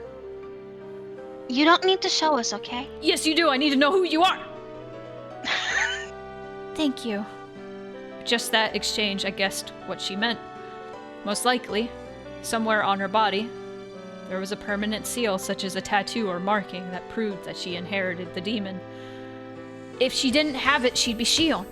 Mion didn't sit back down. She smoothly opened the paper door onto the porch. A refreshing breeze began to cleanse the damp air filling the room. Mion quietly gazed out at the wide yard for quite a while. On her shoulders was something I could never imagine the normal Mion carrying. It was the heavy, truly heavy history of Hinamizawa, no, of Onigafuchi weighing down on them. What kind of words could I possibly say to a Mion like that? Rena wasn't saying anything to her either. Only the voices of the cicadas drowned out the silence. At last, after a long period of nothing, Mion murmured, "The serial incidents happening over the past 5 years. I was directly related to some of them, and indirectly to others. Some were not the Sonozaki family, but were rather related to the others, the Kimiyoshi family and the Furude family. I think I was at the center of all of them." She said it all without turning around, with her back to us. At some point, her tone of voice had gone back to being the Mion we knew. I have faith in what I've done, and don't feel any guilt. If I did, perhaps it would be that I will have to leave the stage before the heir is decided. If I'm caught and tried in a court of law, then I suppose that's how it works nowadays. Being able to retire with Hinamizawa at the most peaceful it's been in 100 years could be the happiest thing that's ever happened to any of the Sonozaki leaders of past generations. Mion leaned a shoulder against the paper door, then slid down it and flopped on the ground. It was an act of such resignation that just seeing it made me hurt inside. The numerous terrible crimes Mion had been part of suddenly began to fade from my mind. Hey, Mion, I don't care what happens after this. Can't you just try to struggle as much as you can? Try to run away? As soon as I began to think that way, Rena's ringing voice filled the room. But Rika-chan and Satoko-chan, you killed them, didn't you, Mi-chan? The sharp points of her words stabbed into my chest, despite not being directed at me. I'm not saying that it's okay if you killed other people. Regardless, Mi-chan, you killed Rika-chan and Satoko-chan. Rena's words were more biting than any I had ever heard. Even now that we knew all the heavy history pressing down on Mion's shoulders, she had criticized her for killing our friends. Just as I bear the duty of the Sonozaki family, Rika-chan bore the duty of the Furude family.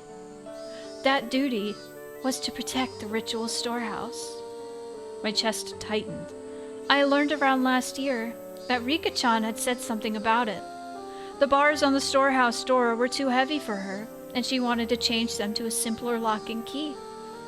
Even the priest before her had complained about it being heavy. He was very aware of how hard it was for Rika-chan. Oh, I gotta do Rika, hang on. I will make sure to guard it, so I want to replace the lock with something lighter. I replied on the behalf of the Sonozaki family leader. Ever since the string of freak death incidents, there seem to be people who are insolent towards Oyashiro-sama, so you shouldn't replace the lock with a simpler one. That said, the leader of the Kimiyoshi family, Old Man Kimiyoshi, if it's that difficult for you, Rika-chan, then it's okay to replace the lock, he said. The very fact that it was locked with a key was an indication of it being somewhere you mustn't enter. There's nobody bad enough to break through it and go inside, he said. Even if we were alike as leaders, I couldn't find it in me to argue with Old Man Kimiyoshi, since I owed him so much. In the end, we decided to change out the lock on the storehouse and switch it to a really cheap and light padlock. I know this is supposed to be Mion, but I'm just reading it as myself. 'Cause it doesn't say Mion! Old man, is this really alright? Nana says that that if possible, we should keep the lock the same. You wanna be Kichiro? I can be Kichiro. Yay! It'll be alright. You're quite the worrywart.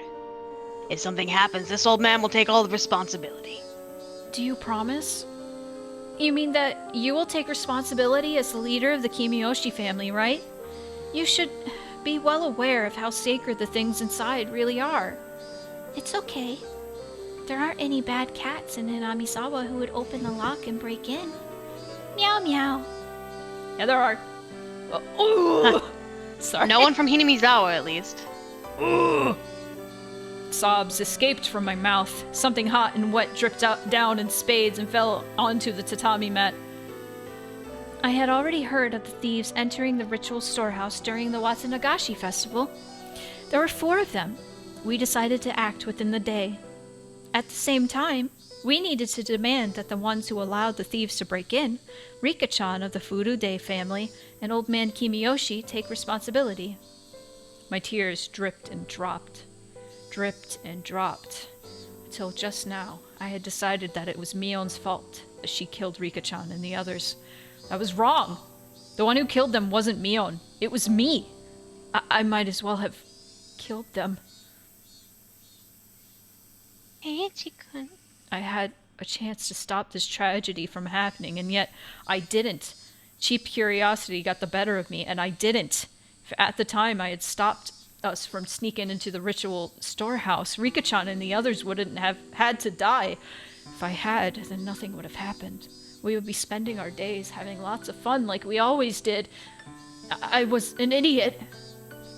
If by shedding tears I could take it all back, then I would have filled up the room with them. However, such a meager act wouldn't be enough to redeem myself for the crime I've committed.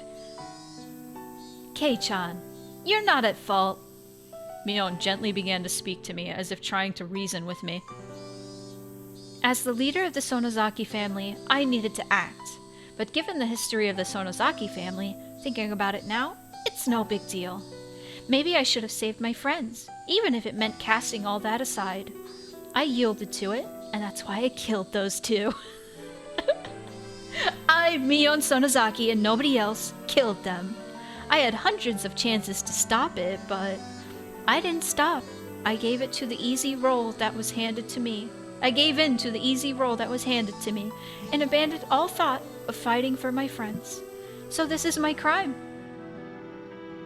I killed them, Mion Sonozaki, with these hands. Killed them. And nothing whatsoever changed. Nothing! I think it's Shion. I think that's Shion. Her masochistic laughter was sad, especially because Mion boasted in club that she would turn the tables on whatever predicaments presented themselves. It was so painful.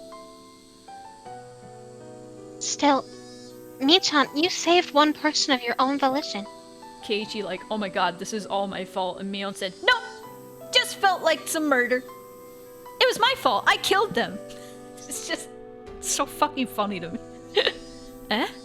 As I looked at her surprised, Rena stuck her finger right at my forehead. You left Keiichi-kun alive. As strong as you are, Michan, it would have been no trouble for you, but you didn't kill him. Whoop. That's right.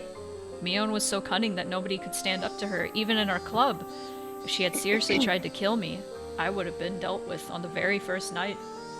So many people had been sacrificed, but I was always left out in the cold. When did I first realize it? Even though people were disappearing one after the other, for some reason I had this vague belief that only I would be left alive. Why didn't I kill him? As a demon, I can't even begin to guess. Maybe Mion had some reason she didn't want to kill you. Talking in third person there, Mion? What is that supposed to mean? Shh. Mion put a finger to her lips to say that Rena didn't need to talk. Is Oishi waiting outside? Yes. Any way out? No. They said they have the place surrounded. It seemed like they called a lot of cars over the radio. I think they have your entire property surrounded. Mion fell silent. Rena's merciless words felt cruel, but they weren't meant to be. Maybe they were trying to lessen her good friend's pain, if only by a little. Maybe they were considerate, like she was trying to help. Please, turn yourself in. Mion didn't open her mouth, but she smiled, just a little. We'll go with you. We'll never leave a friend by herself. Crying children and Rena are the only things I can't beat. She rose, scratching her head. Her face had returned entirely to that of the usual Mion. I'm well aware of how serious my own crimes are. Even if they accept me turning myself in, I'll probably never be able to come back here. I couldn't say anything. The number of deaths Mion was involved in was just too large. So much so that maybe recommending that she turn herself in was in a way extremely cruel. So, I'd like you to hear one last selfish request. Drink your tea. I poisoned it. What is it? 30 minutes is fine. Just let me have some time alone with Kei-chan. Huh. My name suddenly came up, and it looked like I was the only one surprised about that. Keiichi-kun, is that okay with you? If you don't want to, then I won't make you. You're right. It's okay if you don't want to. After all, I'm a demon. And Kei-chan is a bona fide human who moved here from somewhere else. For us to be compatible, as long as Oyashiro-sama doesn't exist to mediate, it simply isn't possible. There was no reason for me to hesitate. Yeah, there is! She's a murderer! She's literally confessed to murdering multiple people, Kei-chan! But she's also his friend. Who cares? Clearly he does. He thinks the world of her, even after all this. Kei-chan. Keiichi, you're such a dumbass. I love you and hate you at the same time. He's a very dumb little dog boy. He's so dumb. Mion had been engulfed by heavy, unopposable tradition. The one who had forced her to kill her friends with her own hands. That was me, and me alone. No, it wasn't, you stupid boy! In fact, with me cornered, it would have been okay for her to blame me. However, Mion didn't say one word of blame. Far from it. I was guilty of the same crime. She let me go. Amidst the fate she could not oppose, she saved me alone. I didn't know whether I should be thankful for that. Thinking upon it now, I didn't know how much easier it would be if I were to be granted the same punishment as Rika-chan and the others. The only thing I knew for sure, was that I had an equal duty to bear, the sins that Mion shouldered. So when it came to Mion's last request, there was no reason for me to hesitate. Sure. It's fine. Thank you. I'd like to thank you too, Keiichi-kun. Rena stood up. It looked like she would keep her promise with Mion and leave. Ah, it's fine, Rena. You can wait right here. I just want to go around the yard with Kei-chan. If you're bored, you can go to my room. You can read any manga you like. Ah, and if there are any volumes you like, you might as well take them. I don't want to. Michan's books belong to Michan. Rena couldn't bring them back home with her so freely. You're such a good kid, only at times like this. Mion took Rena's head and rubbed it violently like I always did. Okay, let's go, Kei-chan. I began to walk after Mion, who headed for the hallway, when Rena silently stopped me. Take care of Michan. Yeah. Michan really does believe that she won't ever be able to come back. I didn't know much about laws, but with as many deaths as she'd been involved in, the chances of her escaping a heavy punishment seemed non-existent. Watch out that she doesn't do anything rash, okay? Mion might not surrender herself to justice, but instead choose to put an end to things herself. Rena had already thought that far ahead. Yeah. Right. I won't let that happen. Rena rubbed at her tears, which had fallen without me noticing them. Okay, then go after her. I nodded and followed Mion, who had disappeared at the front. Hey, Rare Frogs, who is now the Admiral. Hello. Whoa. I'm imagining you with, like, a, sailor's hat, but there's a little frog on it. Aw, yeah, that's cute. Well, welcome. I could clearly hear Rena sobbing from the other side of the paper door. I need to stop for a moment and say that we've been streaming an hour and 45 minutes with no break. We have. Should we take a break right now? Because I think that would be a good idea. Things are about to go fucking balls to the wall. Let's go! Alright, yeah, let's take a break real quick. I'm gonna get some food. I think I'm hungry. Yeah, I needed to take a snack because for a moment while I was talking, I felt my brain go a little, just a tiny bit, like, dizzy, and I was like, oh, I need more food. So let me do that. I might take 10 minutes or so, just while I try and sort out food. Toasty! Exactly. Yeah. No one here understands that meme! You're all too young! No! You're no, all baby! I think most people in chat do understand it, but I have found a few people that are like, what the fuck is that? And I'm like, baby! You're a baby man! Baby! Anyway. Alright, I'm actually gonna turn this music down so we can hear the sad piano. There we go. Alright, be right back. I love sad piano. Sad piano. And the Higurashi.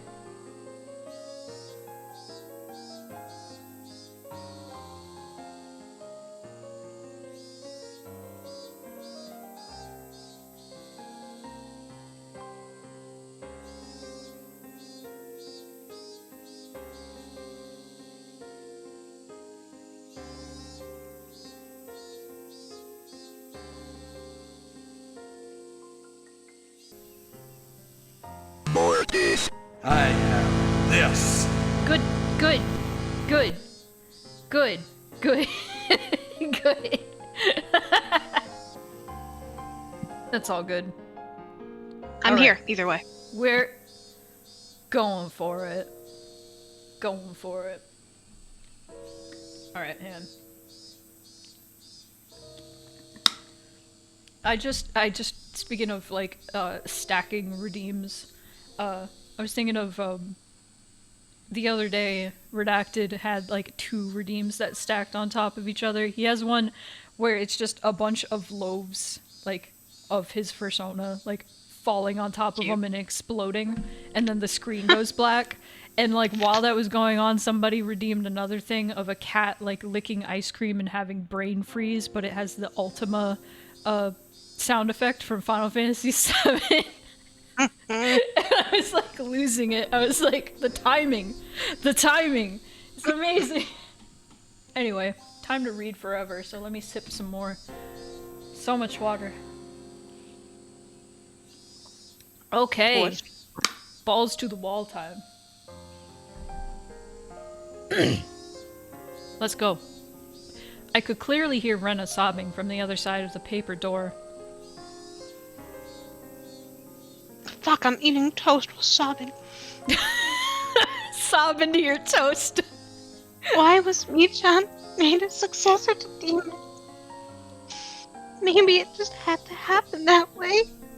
But it's just so awful. Something hot burned down my cheeks. They were my tears. I fiercely wiped them away. This was the last of my time I could offer to Mion, so I absolutely didn't want to let her see my tears during it. Bye. Stop eating my plants. Stop. She like looked at me and then like went to eating the plant again. Stop. Stop. Today I found a huge succulent leaf on the other side of the apartment with little cat teeth marks in it, and I was like, God fucking damn it, Mubai.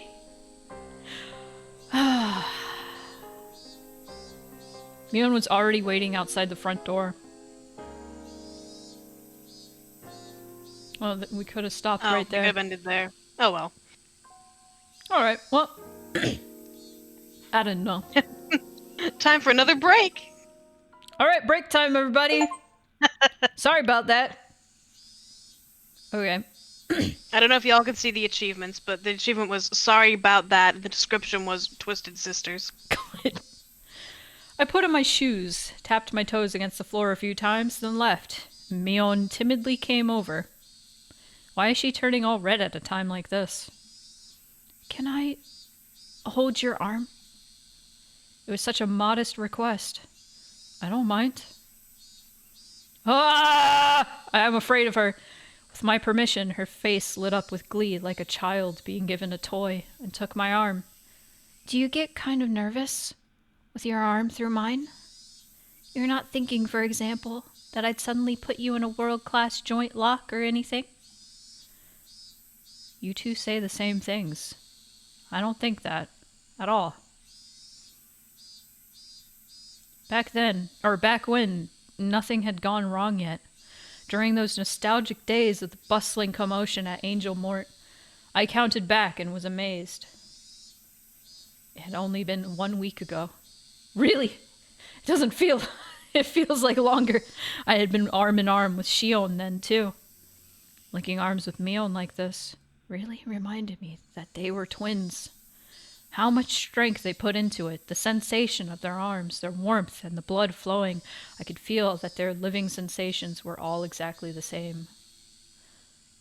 I think Shion liked you, Kei-chan. I see. If this were a regular conversation, I might have jumped back, red in the face. Right now, though, no matter what I heard, my mind remained at peace. Mion and Shion, you got along well, didn't you? No. Well, I wonder. Kei-chan, do you think your right hand and left hand get along? Huh? My right hand and left hand? I don't think you could describe them as getting along or not. That's how our relationship is. You can't measure it by the scale of how well we get along. That didn't sound like it meant they got along really well. For example, one of your hands is dominant, so there will always be a better hand.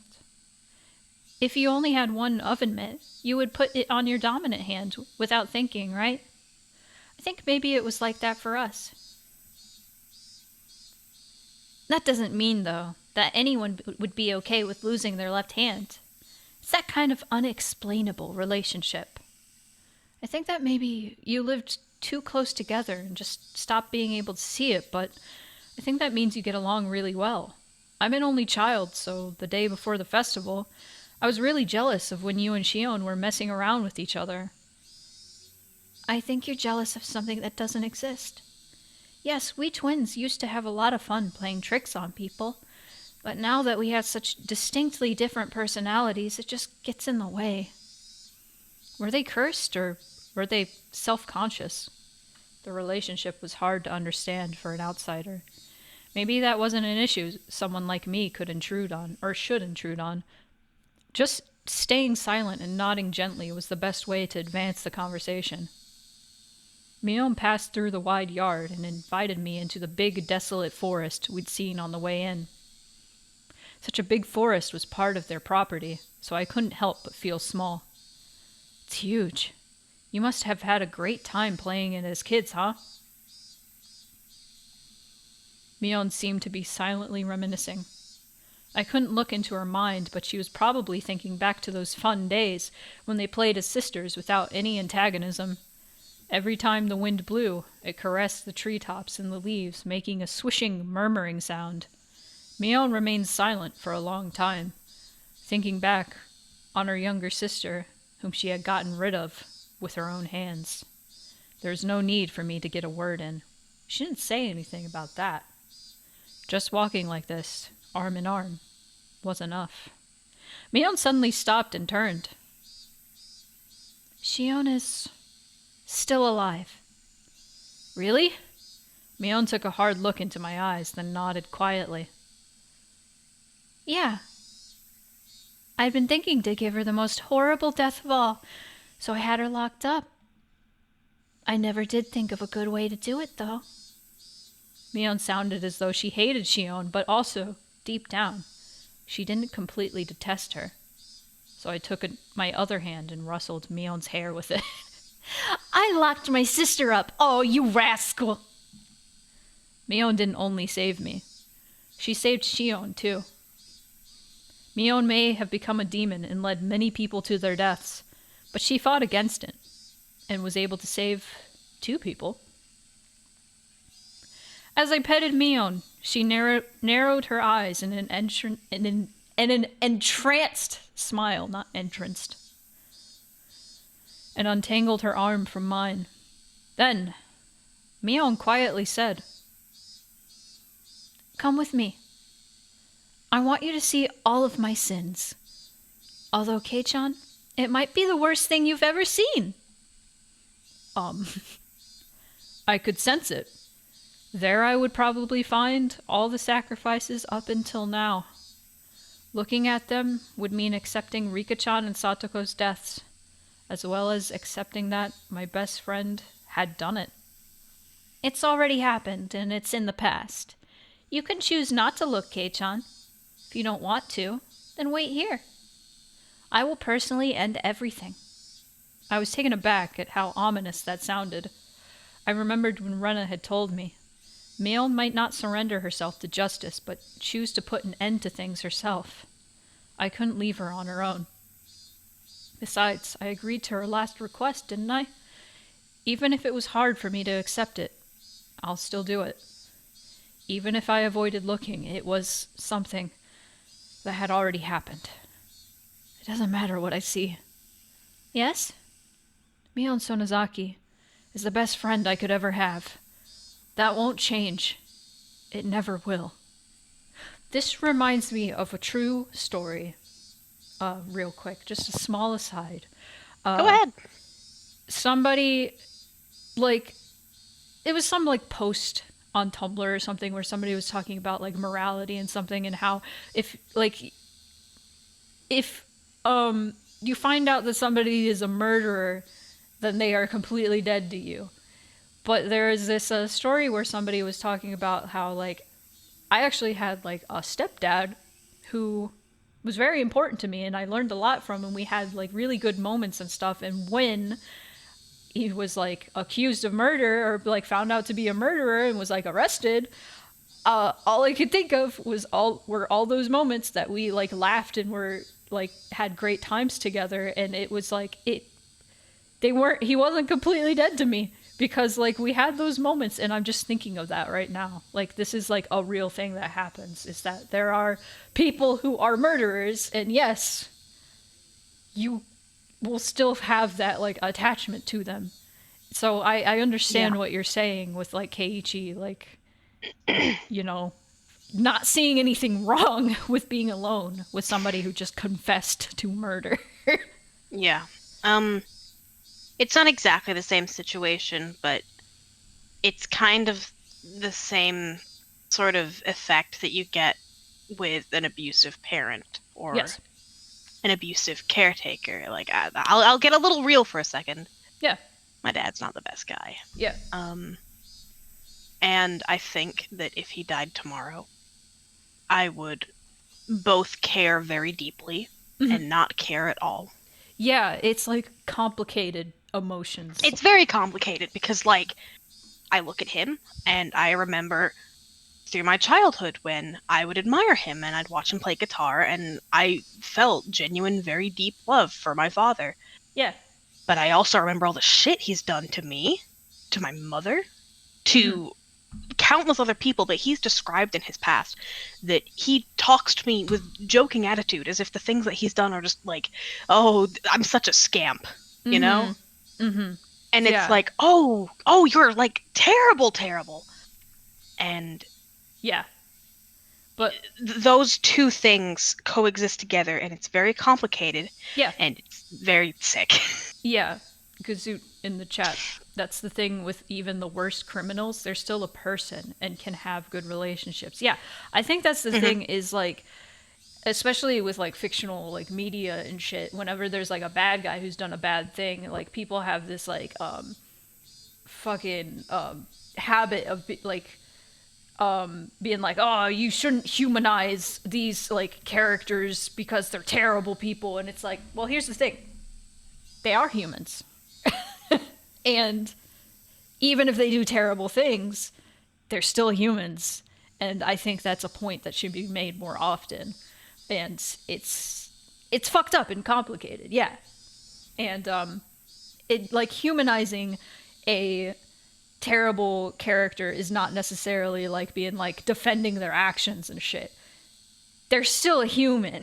It's humans all the way down, yeah. I don't know. I have a lot of feelings about this because it's way more complicated than people think. It's like, it's not black and white. Sorry, I'm messing with my quotes. Yeah. But You're fine. I went and got chocolate. fuck yeah.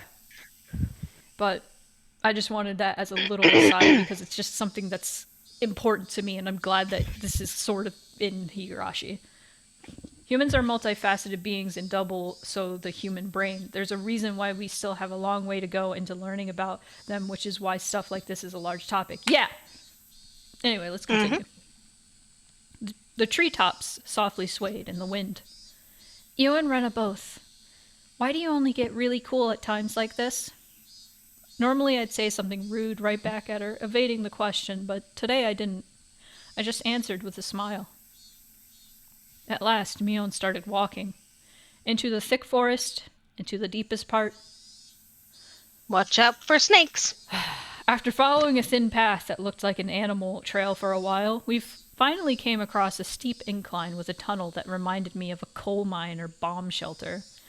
We were surrounded by shallow hills. It had been created in a spot not visible from the outside. There were many silhouettes of crows in the trees here and there. The abnormal odor I'd been smelling for a while was doubtlessly escaping from inside this place. If you want to turn back now, or if you want to turn back, now's your chance. I don't know what kind of person Mion Sonozaki is to you, but if you go inside, that Mion will probably... She won't change. I'll say it as many times as I need to. Mion Sonozaki is the best friend I could ever have. I clenched my fists. Inside there was probably a sight beyond anything I could imagine. If I let my guard down, I might end up vomiting. Even so, I'll endure it. I'll overcome this pain and this suffering. It will never change. That Mion is my greatest friend. I am nothing more than a demon, so don't understand human feelings anymore. I have a feeling, though, that I know why Mion fell in love with you. Don't say that like it's not related to you. You're Mion. You're not a demon. You're a human with human blood, and you're my friend. Mion made a gesture like she was wiping tears from her eyes, then placed a hand on the big door on the tunnel entrance. The lock on it was dauntingly strong looking. It seemed to demand the appropriate resolution from whoever would enter, just like the ritual storehouse. When the double doors opened, a stifling, rotten air and a bunch of winged insects came rushing out. I remembered accidentally killing a hermit crab a long time ago by leaving its tank out on the porch, and how intense the odor it left was. If that was the smell of a corpse, then that's certainly what this smelled like. Inside, it was a pitch black, but Mion flicked a switch that turned on a light bulb, illuminating the interior. The path turned into a series of intricate wooden tunnels. We passed spaces that looked like they were for storage. We passed places that looked like someone had lived there. All this indicated that it had been used as a bomb shelter and stockpile during the war. It didn't give an impression of a dugout bomb shelter that had been left there, though. There was a sense of dignity, as though this were a second Sonozaki house constructed underground. Despite being in pitch darkness below the ground, the voices of the cicadas were entering through an air hole somewhere, giving it a very mysterious feel. You saw what was in the ritual storehouse, right? The piles of torture instruments. All of them were created to uphold the strict religious laws of Onigafuchi village. They were tools used to kill those who broke the laws in terrible ways as warning to others. That was a long time ago. Watsunagashi, originally a ritual meant as a deterrent, was once overseen by the three families. But thanks to the Kimiyoshi and Furude families going into decline and the way the times changed, actually carrying it out became difficult. I can imagine why. You'd never think people could be okay with drowning people in a swamp and killing them in modern Japan. That's why. The Sonozaki family built this, a secret place, so that we could continue to conduct the rites of Watsunagashi, even in modern times. Mion opened a large, strikingly different door, and inside was none other than a modern storehouse for ritual implements. Oh, it's the same background! It's fine. Backgrounds are hard to draw. It's fine. There's quite a few, isn't there? Some of them were actually brought here from the original storehouse. All the things there had been rusty and covered in dust, so they didn't seem that real, but the things in here were different. Every one of them had been well maintained and kept in a state that they could be used right away. Blades gleamed and spikes were sharpened. Also, perhaps, as a precaution for the splatter of blood, the walls and ceiling were covered in the kind of tiling you would see in bathrooms. There was even a drain set amidst a slight slope in the floor. There was also a coiled rubber hose along the wall, attached to a faucet, perhaps for cleaning up the splattered blood. It would be so hard to get plumbing down here. It would. Also, you have lied to me. That is not tile. That is wood. Backgrounds are hard to draw. Listen, I understand, but I am a bitch. It's true, they are hard to draw. I feel like you could have at least redone the wood to make a tile, but that's my personal opinion. Anyway. Maybe. According to something a leader from a long time ago wrote, blood splatter has an impact, despite the fact that it doesn't tax the sacrifice. Watsunagashi was meant as a deterrent, after all. My ancestors thought up all different kinds of things to show off. I'm sorry I'm still, being, a happy anime girl, but she's smiling, so that's what I'm gonna do. As she said anime does a different line read, but, that's pretty much my only point of reference, and not doing what the anime does is not wrong, necessarily. Yeah, I also kind of like especially considering Studio Dean is that's a bad adaptation. I also just I just like her happy little anime girl voice while she's saying terrible things. It's great.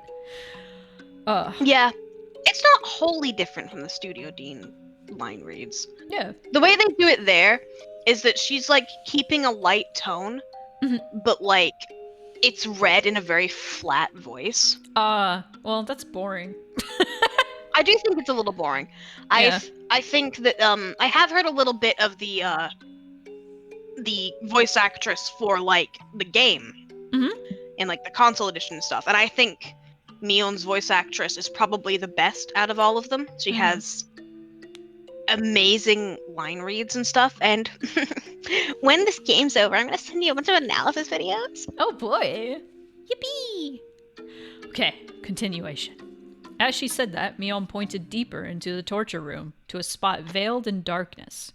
There was surprisingly a room floored with tatami mats, and in the corner was a pile of cushions. There's seats for the audience. Watsunagashi was meant as a deterrent, after all. It wouldn't make sense if there were no guests. I couldn't speak, couldn't think of anything to say anyway. Except that if Mion revealing all this to me made her heart feel any lighter, then I was prepared to listen for as long as I needed to. Right here is where I killed everyone. There were no spectators to watch me, but I did the Watsunagashi very well. Well, perhaps there was one spectator. Huh? A spectator? Me. I, the demon, was watching the entire time. Mion held the Watsunagashi ceremony. Mion cackled in self-deprecation. It wasn't a nice-sounding laugh. Back there is the prison. Is Shion there? She nodded slightly. Mion's Watsunagashi had ended today. I needed to tell Shion that I was safe without a moment's delay. After all, she was probably trembling in fear at this moment, worrying about when she would be killed. The ostentatious door on the other side opened, revealing what must have been an incredibly expansive space based on the echo it made. Mion groped around in the darkness, and a handful of naked light bulbs came on here and there. As my eyes adjusted, more and more of the great cave showed itself in the faint light. The walls were bare rock surface, and it felt so savage that bomb shelter was the most apt term for it. There were small barred rooms built here and there like holes made by insects biting their way through a giant piece of fruit. It was Gross. immediately clear that each one of them was a prison. Where is everyone? Rika-chan and Satoko? Their corpses? I grimaced at her, having said it so outright. Yeah, that's right.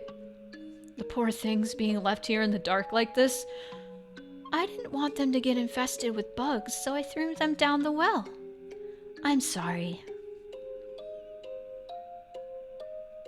So I can't even see their faces in death. Once again, my feelings of regret at having confessed everything to Rika-chan came surging forth. If Mion hadn't attached the word sorry to the end of what she said, I might have punched her. Calm down, Keiichi Maibara. You said it yourself. No matter what, Mion Sonozaki is your greatest friend. Yeah, my greatest friend. I needed to hear myself say it out loud. Then came the clattering of bars in one of the cells deeper in. When I noticed it, I looked up as well. Shion? Is that Shion? That's you. Is that you, Kei-chan? I ran over to the cell. White hands were peeking out through the gaps in the bars. It really was her. Are you all right, Shion? Are you hurt? No! Shion's face twisted out of shape as she screamed. It was because Mion had appeared right behind me. Of course. Shion didn't know that everything was over yet. Calm down, Shion. Everything is already over. Everything. I spoke in as calm a voice as I could manage to try and soothe the agitated Shion. However, it didn't seem like it was getting through her screams. Shion, how have you been? You are getting cut out. I don't want to see anyone else die! If you hate me, then just kill me already! I'm the one you hate, right? Kill me right now! Calm down, Shion. It's all over now. It's going to be alright, so calm down. Shion, who was screaming and rattling the iron bars back and forth, was truly in a frantic state. I gave a slight shrug of resignation, giving way to Mion. I had realized that if Mion was the one who locked her in there, and if Mion was the one who had scared Shion this much, then Mion was also the only one who could put an end to this. Mion spoke from over my shoulder, quietly. Relax. I won't kill you. No, I won't kill you just yet. She burst out into a bizarre laugh, as if trying to make Shion's madness even worse. Shion broke You're out. not helping me, Own. Fuck's sake. Shion broke out into a fierce shiver, brought on by that laugh, and rattled the iron bars as she wailed. Please, stop! Stop! Don't kill Kei-chan! Kei-chan has nothing to do with this, does he? If you're going to kill someone, then kill me right now! I don't want anyone else to die!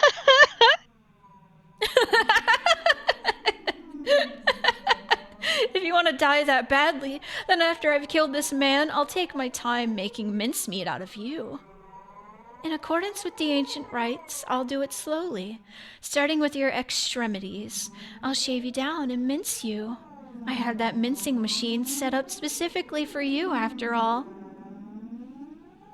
Or would it be funnier if I were to mince up Kei-chan in front of you? Hey, quit it already! What do you have to gain by scaring her at this point? No! Kei-chan! Discord keeps blocking your voice. I'm sorry. My baleful screams are too much for Discord to handle. They Sorry, are too everyone. much. Tried to rebuke Mion for flinging terrible words at her this late in the game, but when I turned around... Oh! Mion's mouth, so much so that it was hard to believe, had twisted into a shape even thinner than a crescent moon. It was a smile. I could sense it like a jolt of electricity. The person here wasn't my best friend Mion. It wasn't the Mion Sonozaki who had been tossed about by her heavy duty of succeeding the Sonozaki family either. Then, who was she? BAM! I saw sparks flying before my eyes, like what happens when you get hit in the back of the head. The strength in my body drained instantly, and my head suddenly became heavy. My knees buckled under the temptation and hit the floor. Then, my whole body abruptly collapsed. My face should have hit the floor, but it was comfortable, as if I had fallen onto a down-filled futon. My consciousness reeled, then receded. It was the kind of sensation like if you took a nap in the car, but you were still half awake and could listen to your parents talking as if they were far away. No, you wouldn't be listening, you would only be hearing it. It was happening so far away and the conversation was completely unrelated to you, so you would have no interest in it. So whether Shion was yelling in my ears or Mion was in vulgar hysterics, I didn't think it was annoying, nor did it interest me. Now then, I wonder how I should go about preparing you. Oh yes, what do you think of a bed of nails? I tested it on those two little brats, but their hands were too small for the restraining table. Let's do that. Let's do that. Mion held me up from behind and dragged me across the floor. The soles of my feet scraped on it, and one of my shoes fell off. No! Please stop! Sis! Please stop! Shion's emotions exploded outward as she burst into bitter weeping. As if her crying had whetted Mion's interest, she held flung me down. That's a typo. And returned to the prison cell again. Chat. We're gonna execute you publicly. Uh-oh. My, you sure can cry with a cute voice, can't you? Your unnatural bravado is making my skin crawl, but this definitely suits you the best. Mion, my big sister, I beg you. I don't care how you choose to kill me, but please, at least let Kei-chan go. I'm begging you. Shion had always acted as though she were a cut above her older sister. That Shion had such a miserable voice that I couldn't have imagined it during those peaceful times. Prostrated herself before the older sister she used to scoff at and pleaded forgiveness. Mion looked down with an expression of cool indifference, one that was plainly smiling with joy. You know, I wasn't planning on listening to your petty wishes. The way you're crying, though, is just too funny. I think maybe I'll change my mind and listen to you. Since, come to think of it, I never did anything big sister-like for you. Oh. Yes. Thank you so much. Alright then. let's hear you apologize for everything. Then maybe I'll let it all be water under the bridge, and maybe, just maybe, I'll let Kei-chan go. Mion said she might let me go, but she never said anything about letting Shion go. Before long, Shion got on her hands and knees behind the bars and began to speak weak words of apology. They were too faint for me to hear, but their intention got across. Despite having watched her with a magnificently jubilant expression, Mion kicked the bars and declared she was unsatisfied. You think you can make up for years of grudges and hard feelings like that? That just will not do. I guess I'll make mincemeat out of you both. Hey, Spoony. Yeah. Have you ever heard someone apologize to you over and over and over? Yeah. That was a thing that we said in chapter 1. Do you remember? Was it the thing with Rena? When Rena was saying, I'm sorry over and over? Over and over and over again. No, wait, sis! One more chance! Just one more chance! Mion stopped and waved her hand again in resignation. Not because she had grown impatient, but only because she was taking delight in abusing Shion. You can't apologize to my satisfaction anyway. I'll teach you how to make an apology that will get through to your older sister. I'm only going to tell you once, and if you get even a letter wrong, you're out. Got it? Yes, thank you, sis. Whimpering noises. Whimpering sad. Whimpering, sad. Shion's miserable voice cried out, having become utterly hoarse. The sensation tearing through my chest returned a little at a time. I realized it was feelings of anger bubbling up. I was slowly regaining control of my body. However, I was only able to feel my skin and my blood flowing at the moment. I still couldn't voluntarily move my fingers. Did you memorize it? Then let's hear you say it. Sincerely and faithfully from beginning to end with all your heart. If you can do it properly, then I'll only kill you. Yes, thank you so much. Something was strange. Something had become strange at some point. Till just a few moments ago, I was sure this had been Mion, but at some point, she had become someone else. The Mion I knew well would never do something so nasty, like enjoy trampling all over someone's dignity like this. Now, let's hear it. Your big sister is listening closely. Shion Sonozaki is... When I ran over to Shion's cell earlier, had the real thing been swapped out with a fake right behind me? Anyway, this couldn't possibly be Mion. Shion Sonozaki is a lowly, worthless sow, not even fit to even lick her big sister Mion's feet. And when I think of the countless times I've been rude to my big sister without knowing my place. Yes, that's the spirit. I'll permit you to say a little more now, okay? Blood circulated through my whole body. My numbed senses were returning. Just a little more. While Shion is still holding Mion's... No, that thing pretending to be Mion's attention. Hurry up. I reflect on how impertinent I've been and swear loyalty to my big sister Mion for the rest of my life. So,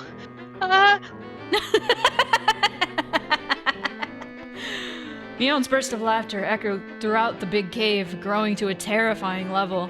That was not the laugh of someone who was alive in this world. It was none other than the laugh of a demon from the bowels of the earth. She laughed from her stomach until she grew tired of it and stopped smiling suddenly as if snipping a wire. All right already. That was funny enough for me. I didn't think you'd throw away that much of your pride. That was plenty enjoyable. Mion began to drag me again after I finally got the feeling in my body back and pulled me towards the torture chamber. sis, kill me! Please forgive him! Don't worry, alright? I'll be sure to kill you real good. After letting you get an earful of Kei-chan's screams, that is. No! After dragging me to the torture chamber, she skillfully strapped me into the restraining table. Before I knew it, I was sprawled out and bound. She forced open my hands, with which I couldn't even make a satisfying fist, and tightly restrained each one of my fingers. She fastened only my hands and my fingers at that, tightly with hinges, and locked them in place. Sis, don't kill him, sis!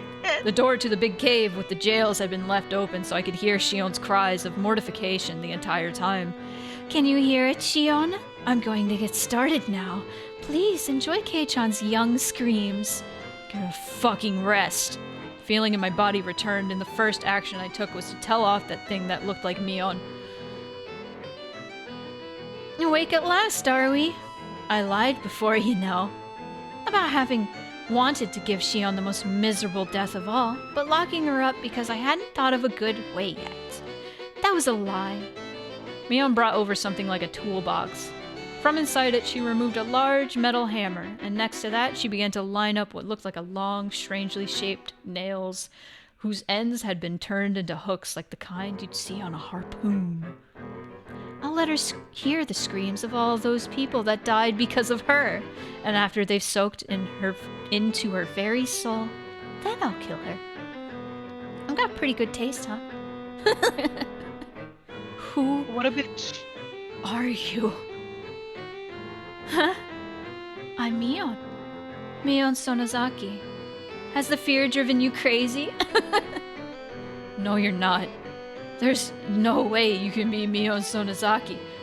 Mion snorted and continued her preparations for the horrifying torture. I see. Then if I'm not Mion, who am I? A demon. Huh? You're not Mion. Mion was just here. Give her back. Kei-chan, is your brain really doing okay? You're not going crazy with fear. Don't touch me, you damn demon. Give her back. Give Mion back, my best friend. Give Mion back. Mion stood there for a few moments with her jaw hanging open, not having expected me to say that. I myself knew that I was about to go insane. I knew it was nonsense to demand Mion's return when she was right in front of me. But this person in front of me couldn't possibly have been Mion. There's no way I could accept that. So this is what I thought. Mion really had been possessed by a demon and was controlling Mion as if it were a separate personality. Mion was just a victim being manipulated by it. The evil one was really this thing. It all had to be the doing of this demon possessing her.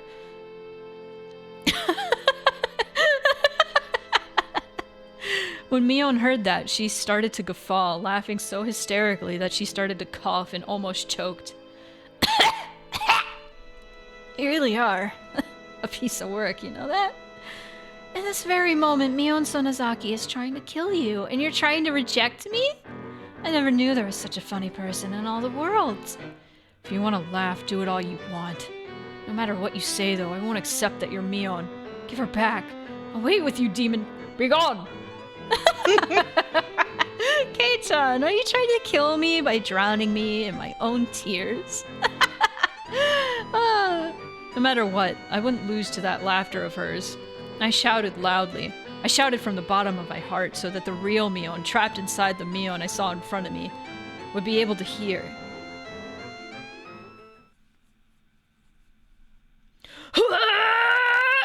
No, I was gonna say, so the person on the phone was definitely Mion. Now. You can't answer that. I cannot in good conscience answer any questions until at least Answers Arc. Okay. You can do it, Mion. Don't lose to this piece of shit demon. You're strong. Show me how strong you are. Tears welled up and flooded down her face. Her hands were busy with the restraints, so she couldn't even wipe them. She just let them flow. Please. Mion! Mion! Where did you lose to a demon like this? You're not that weak, are you? Don't lose. Fight! Fight! Mion, desperately enduring her laughter, pressed one of the long nails to the tip of my left pinky. In her left hand was the hammer. At her side were dozens more nails. I could tell what she was about to do, but I wish I couldn't. Even so, I couldn't afford to be scared. That was why I shouted. What? My sides hurt, like they're about to split. Is that all? I'm going to get started now. Be sure to give her some good screams. Not only am I torturing you, Kei-chan, but I'm torturing Shion as well. Why? Why would you... Mion! Then I wept. Only sobs came out. They weren't an acceptance of the torture about to be performed, however. They were tears of regret that Mion had lost to the demon. Yet a small change did occur in the Mion in front of me. Her heightened excitement was draining, little by little. By the time I'd realized it, the one in front of me had returned to being Mion. Kei-chan, this may not be something pleasant to take to the grave with you. You really seem to want to know, though, so I'll tell you just one thing. I didn't know if this was Mion, or just a display of momentary humanity the demon had recovered. A long time before the demon came to live inside me. It was gnawing at my heart, trying to spur me to violence, but I suppressed it with my reason. That settled the demon down, and I got to thinking it had gone away somewhere. As it turned out, I was wrong. It hadn't left me. It had just gone to sleep. I noticed that there were tears forming in her eyes. The demon woke up again due to a certain small opportunity. What do you think that opportunity was? There was a sad and yet reproachful light in Mion's eyes. Do you understand? I don't. I don't know what gave the demon the chance to beat Mion. This might be strange for me, a demon, to say, but you're the reason that everything got so messed up. The tears welling up in her eyes spilled downward all of a sudden. At the time, if you had given me that doll you got without hesitating, maybe everything wouldn't have gotten so twisted. The doll I got, that doll that I got when we had our club meeting at the toy store that Sunday, you probably can't understand. I wouldn't expect you to. But you see, all sorts of things started falling over like dominoes after that, and soon it was too much for me to control. It only makes sense that you wouldn't be aware of knocking over the first one, since it was so small, but you're the one who set it up. That can't... Me? If you hadn't made Mion cry, then I wouldn't have had to wake up. Is that enough? For you to die in peace? A mistake that I'd made on that day was what messed everything up? That can't be... Can it? It only makes sense that you wouldn't be aware of it. Even so, Kei-chan, you are without a doubt the cause. If you had nonchalantly given me the doll that day, then I don't think this would have happened. I wanted to say, like I just remembered something. As I recalled that day, Rena had told me about that, and I thought I had apologized. I didn't apologize to Mion, though. It had been Shion. In other words, oh God, I hadn't said a single word of apology to Mion. Today I came to this house saying I had something to apologize for, but I never said a word of apology about this. Come to think of it, when I apologized for going into the ritual storehouse, Mion looked a little bit lonely, like she was disappointed. Why didn't I realize that until just now? Rena told me at the time, and now she herself, no, the demon was telling me. It's the only way for a dense idiot like me to be cured, to die altogether? I could no longer hold back the hot tears from pouring out of me. I simply just cried and reflected indifferently on the taste of my tears, on the taste of regret. Can I start now, then? This method of torture is very simple. I'll nail one of these into the joint on the end of your left pinky finger. Ouch! Then I'll nail each one in order until I get to your thumb, and then I'll go back to your pinky and nail one into the joint in the middle.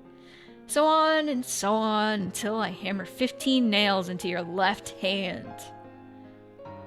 Whew. Hang on, let me look at my joints for a second. There sure are 15. Okay. When that's over with, I'll do your right hand next. After that, if you're still conscious, I'll tell you. There are a lot of nerves bundled in your fingertips, so it hurts far more than you could imagine. Some people apparently pass out before you finish hammering 30 nails into your hands, so... Mion pressed the tip of a nail to my left pinky finger. My wrists, my arms, and all the joints on my fingers were strapped in so tightly it hurt, and I couldn't even twitch. I didn't hesitate at all when I was torturing the others. Why do I hesitate now? If this will satisfy your demon, Mion, if it will sate the demon, then do to me what you will. Are you serious? Compared to how much I hurt Mion, this is nothing, right? Do as much as you want. In exchange, promise me 2 things. Mion was silent. She did, however, wait for me to speak. After you're satisfied with causing me pain, forgive Shion. She's been punished enough to make up for her crime of sneaking into the storehouse, hasn't she? You. After all this, you can still worry about Shion more than yourself. The other thing is that when you've had your fill, you disappear. Give that body back to Mion. That's all. No. Are you not even considering possibly begging for your life or anything? Can I ask you to promise 3 things instead of 2? The third is to leave me alive. You said 2 in the beginning, didn't you? So you can't have any more. That's a shame. In such an abnormal situation, Mion and I laughed quietly together, as if sharing in a stupid joke. I probably won't keep these promises, understand? I'm a demon after all. I guess there's nothing I can do then. I recalled tightening my hands into fists when enduring the pain at the dentist's office. Right now, though, they were opened all the way to my fingertips, so I couldn't even grip them. So instead, I tightened my toes. Okay. Do it. I've prepared myself already, so do it. You waiting like this to hammer the nails in is scarier. It's going to diminish my readiness after all. Mion put down the hammer and gently stroked my cheek. Kei-chan, I'll agree to just the 3rd thing, okay? Huh? My 3rd wish, to save me. She'll agree to it? Your 1st wish, to save Shion? That's long done for. The demon will kill her. It's already been decided, so I can't stop it. So give up on that. Her delicate fingers slid from my cheek to my chin. As for your 2nd wish, to give this body back to Mion, that won't happen either. After today, Mion will never come back. From today on, even if my body is here, it will be just a body. Because the Oni has taken it over. That isn't true. Mion! Don't say such sad things like that she won't ever come back. Can you hear it? That sound. Mion gently closed her eyes and I listened. I definitely heard it as well. It's the slamming! It was a dull noise that repeated at fixed intervals. A low noise accompanied by vibrations. A lot of people were ramming the iron doors to this underground ritual storehouse. You're late, so Rena probably called Oishi. Oh, it's not this town. Okay. That spaced out girl being so quick thinking was the one thing I didn't anticipate. I'll agree with you there. Mion grinned like she'd been outwitted, then took something that looked like an electric razor out of her pocket. When she pressed the switch, pale blue sparks flew out with a snapping noise. You've probably never seen one before, right? It's a real stun gun. It's illegal, and its output has been increased quite a bit. Was that what you hit me with before? It's not a toy children should be playing with, you know. You're right.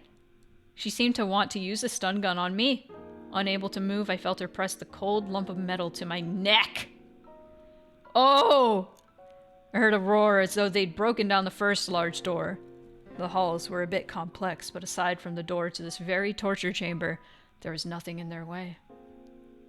I won't kill you, but I will have you go to sleep for a bit, Kei-chan. Oishi will be here soon. This will only hurt a bit. A bit? Feeling the same shock as before, gritting my teeth wasn't going to help much, but I clenched them tightly anyway. However, just as she did when she was about to hammer the nails in, she hesitated a little. I cracked open my tightly closed eyelids. I'm sorry for disgracing Mion. I made a promise before coming in here. Whatever happens to Mion inside my heart won't change. Look, forget about that. If you ever see me after today, don't come near me. By then, it will be the demon that inherited my corpse. What are you talking about? Just as I tried to say that, a much stronger light than before shined, and like a television being switched off, my consciousness went black. Yep. Get tased, motherfucker. Stun gun straight to the neck! Fuck! Ouch! Bad! Bad.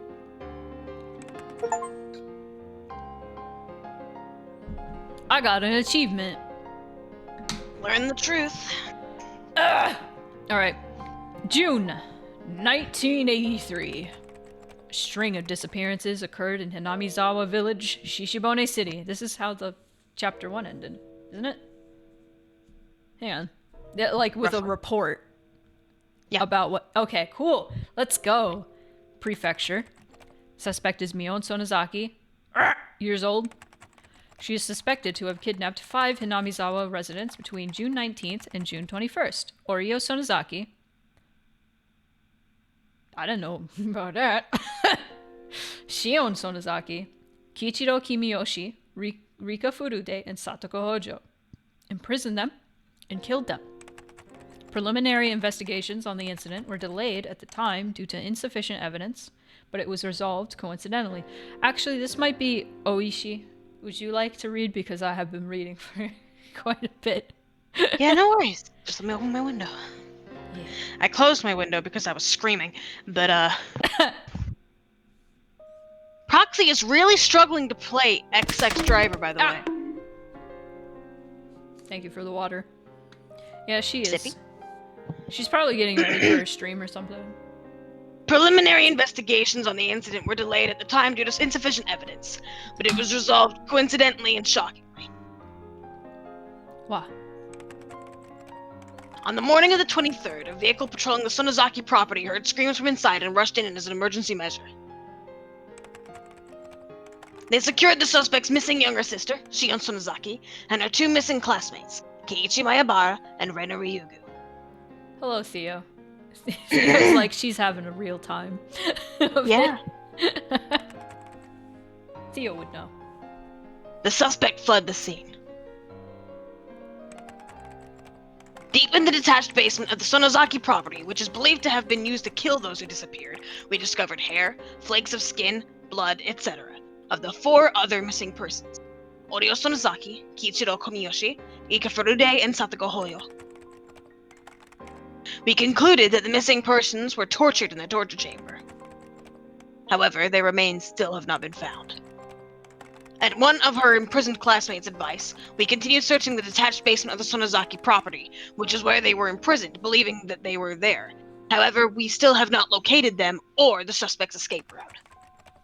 In addition, investigations are continuing as to her participation in the serial freak death incidents of recent years, thinking it would give some clue.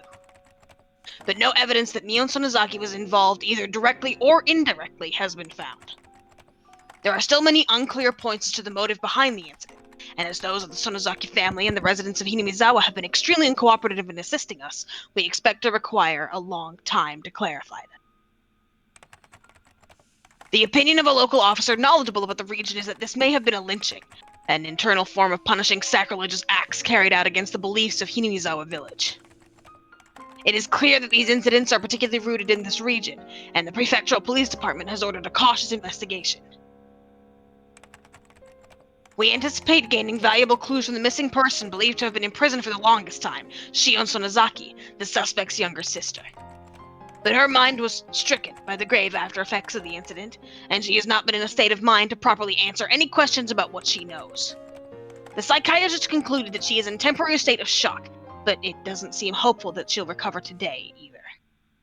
I think I've seen a CG of this, but it was out of context, so I didn't know what was going on. Maybe. Oh. Only a few days passed since that time. Oh, this is Oh, that was- Keiichi now. My bad. No, I was like, hang on, I think there's no typing anymore. After that, I was rescued by Oishi-san and his subordinates, whom Rena had called in. Aside from my entirely blank state of mind, I had no external injuries. The most I had was a small burn mark from where the stun gun hit me. Oh, yeah. Ugh. As I was having a checkup in the hospital, Oishi-san asked me all sorts of things, but I don't really remember what he asked or how I answered him. From what I heard, surprisingly, Mion still hadn't been captured. There were apparently a great many hallways and smaller rooms extending out from the depths of the prison. It wouldn't be strange if she had fled to one of those and hidden herself. The one fortunate aspect amidst all the misfortune was that Shion had been safely secured by the police. When I last saw Mion, she seemed like she was going to take me with her and then kill me. She probably didn't have enough time to, though, since Oishi-san came running in faster than she predicted. That was the only really fortunate thing to have happened. Of course, the rescued Shion, despite having no external wounds, now had a big, deep wound in her heart. She was in a severe state of confusion when they rescued her, and apparently she bit the police officers trying to resist.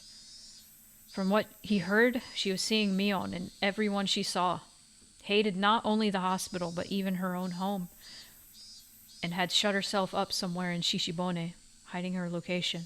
Additionally, in fear that Mion would come for her, she was moving from place to place every day, and even her parents weren't sure where she actually was. Wherever she was living, even now, Shion was spending her days in fear of Mion's shadow. Oh, that's gotta suck. Really sad. That's gotta suck looking just like this fucking murderer who tortured people in front of you to, like, fuck you up. Yeah. Ugh. The You wouldn't police- even be able to look in the mirror, I imagine. No!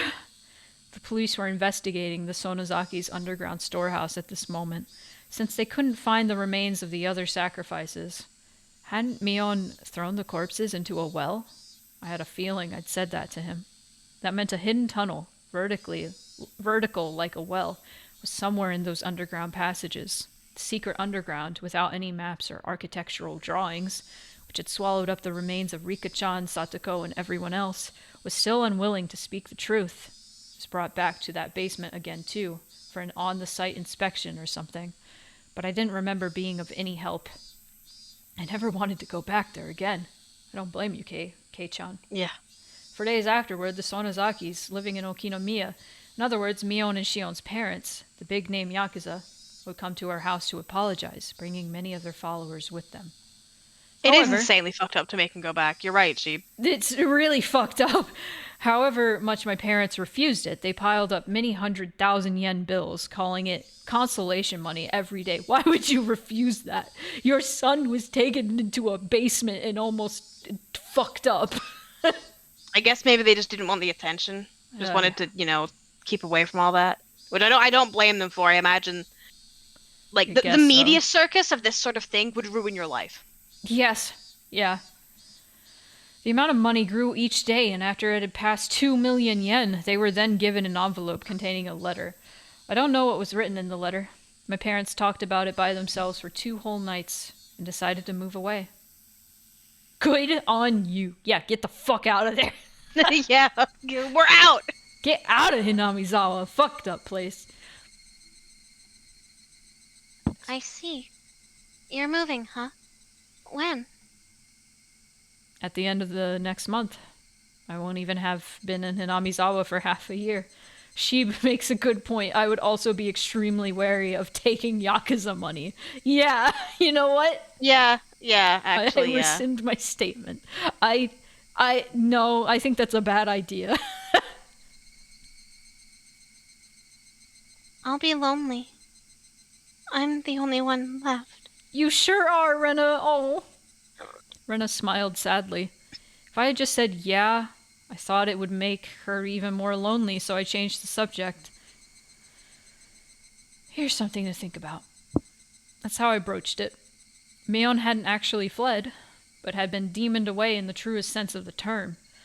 Where she went after she disappeared, that we didn't know. What was there, where she had disappeared to. I hoped there was a hobby shop dealing in imports, the kind Mion liked. Hey, X.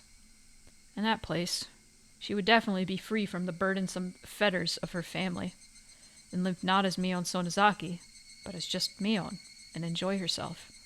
Maybe she's already met up with Satoko and Rika-chan. They must also have been waiting for the day Rena and I would join them, spending all their time doing club activities, as lively as they always were. I'm gonna cry, dog. When I told Rena that, she smiled and nodded to me.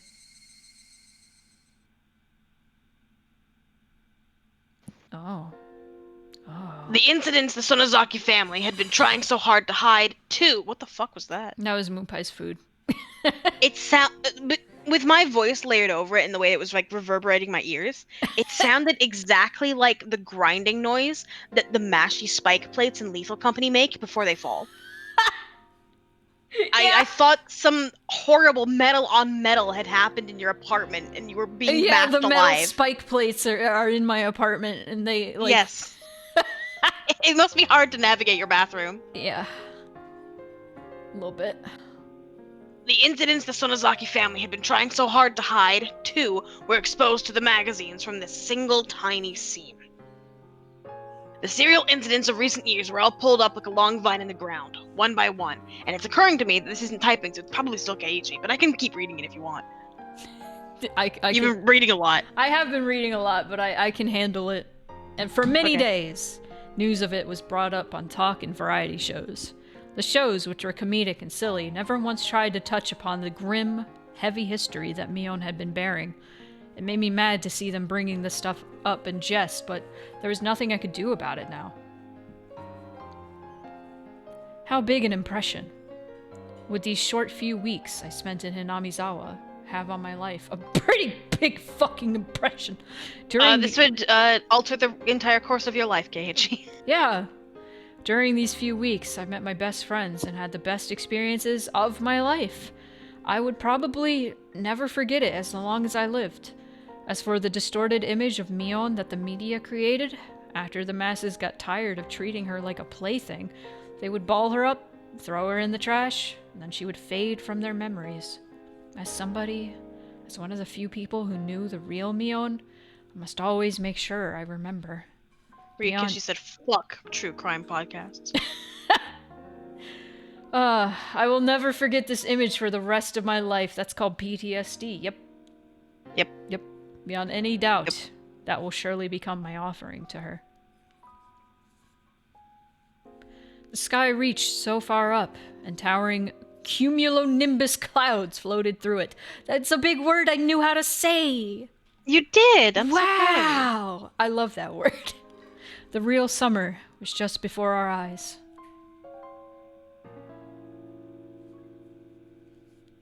I'm a good reader. Even now, whenever 10 p.m. came around, I would expect a phone call from Shion, or Mion, rather. Now that everything was over, of course, she would never call me. But it was precisely because she wouldn't call me that I was scared of who would call me this time. Plus, Mion still hadn't been caught. I couldn't say for sure that everything was completely over. On the other side of that fear, though, were my prayers that Mion was safe. He's such a good friend. When I thought like that, I was able to sleep, even with such terrifying thoughts. The lights were off. Before, her attacking when the lights were off, something that scared me. However, that feeling changed to regret within 2 days. The moonlight, filtering through the gap in the curtains, shone onto the desk and illuminated a doll. That's right. The doll that I should have given to Mion that day. She said it was an import from England or something and was all the rage, didn't she? From what Shion said, the most popular among them were the ones wearing the fluffy dress. After being released from the incident, the first place I went to was that toy store. Everything was apparently sold out besides the things on the storefront displays. I was refused once when they said they wouldn't sell the display products. But when they realized I was Survivor A from that incident, they immediately consented. Of course, even if I bought it, I might never have the chance to give it to her again. Even knowing that, I waited for the opportunity to give it to her. I waited like this, for the opportunity, with it on the desk so I could give it to her at any time.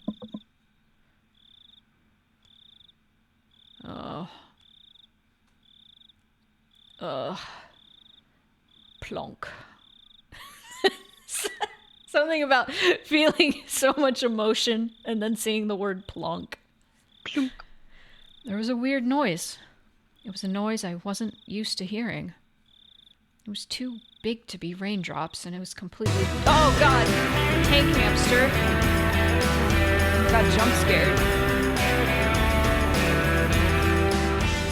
Hello, Tank Hamster. Hello, Tank Hamster, and welcome to, I imagine we're wrapping up. That's a word. Yeah, we are wrapping up. We are wrapping up. Oh, but welcome to the tail end of Higurashi Chapter 2. There's a lot of stuff going on. But thank you so much for the raid. Welcome in. Completely different sound from the sound lost bugs make when they ram into fluorescent lights. I figured I must have misheard, and I nestled back into my futon. Plonk. The noise happened again. I wasn't hearing things.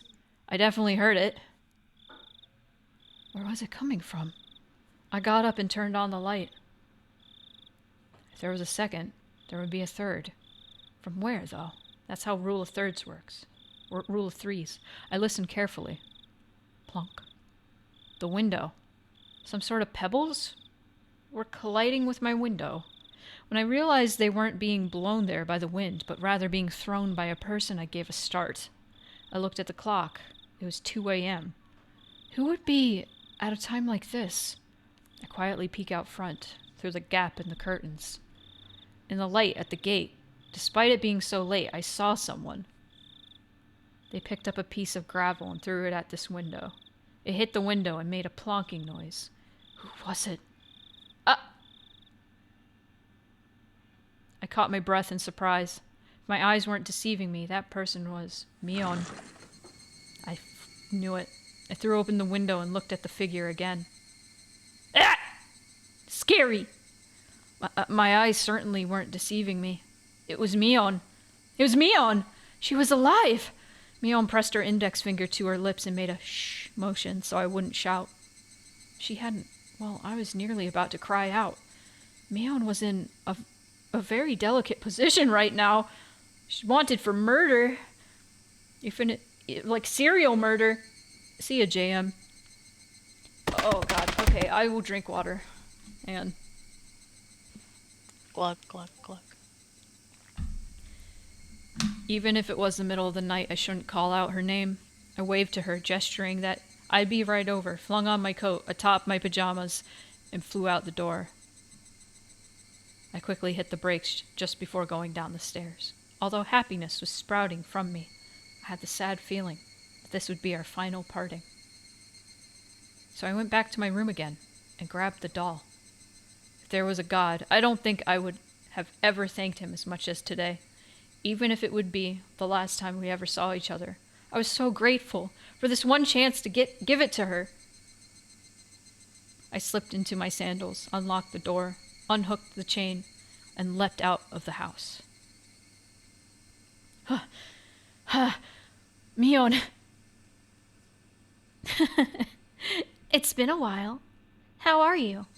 Been doing all right? No. No. It was like how we used to meet every morning. Mion waved to me and responded like she always did. It was doubtlessly Mion. It was the real Mion. Are you all right? Hanging around this place?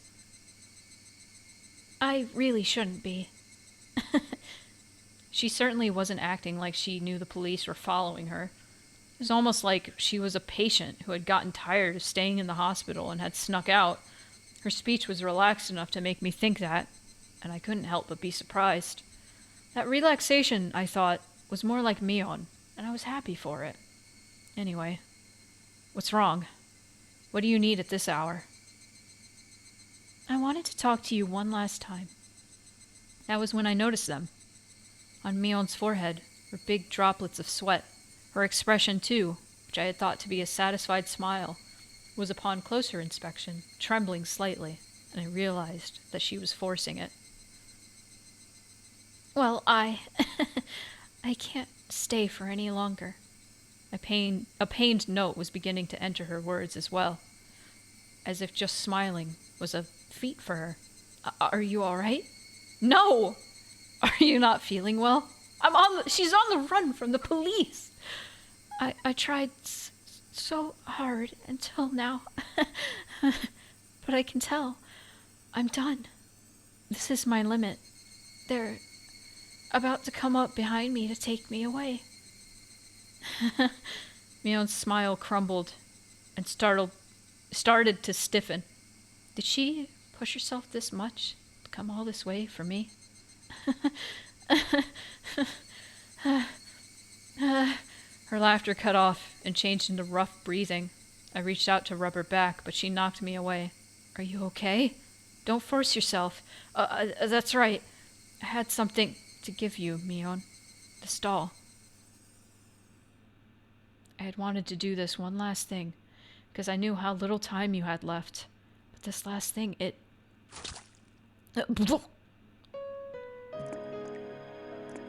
She killed him! Die.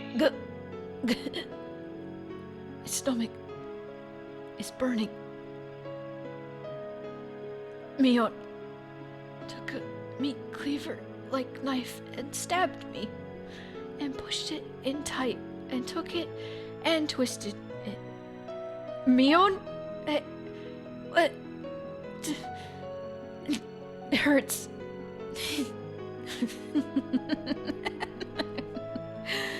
I made it. I cowered on the ground. My stomach was so hot, it was almost spewing fire. Mion watched it, then took a few steps back and cackled. I've done it all. That's everyone I wanted to kill.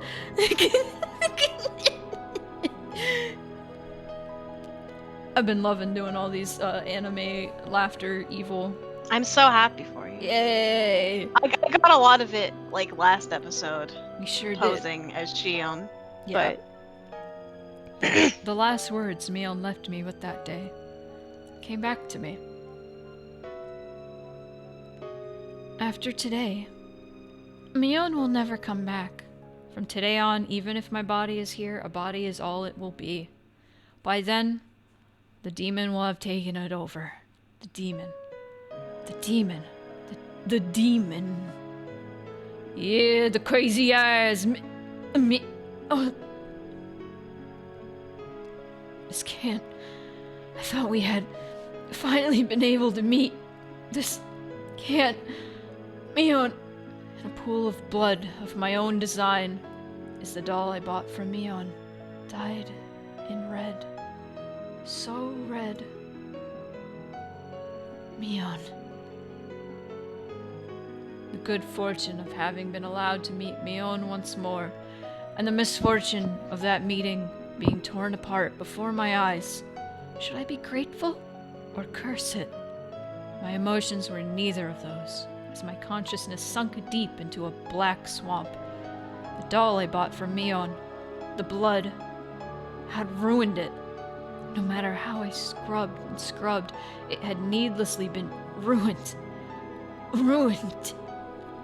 The sad moon was so white, it looked frozen.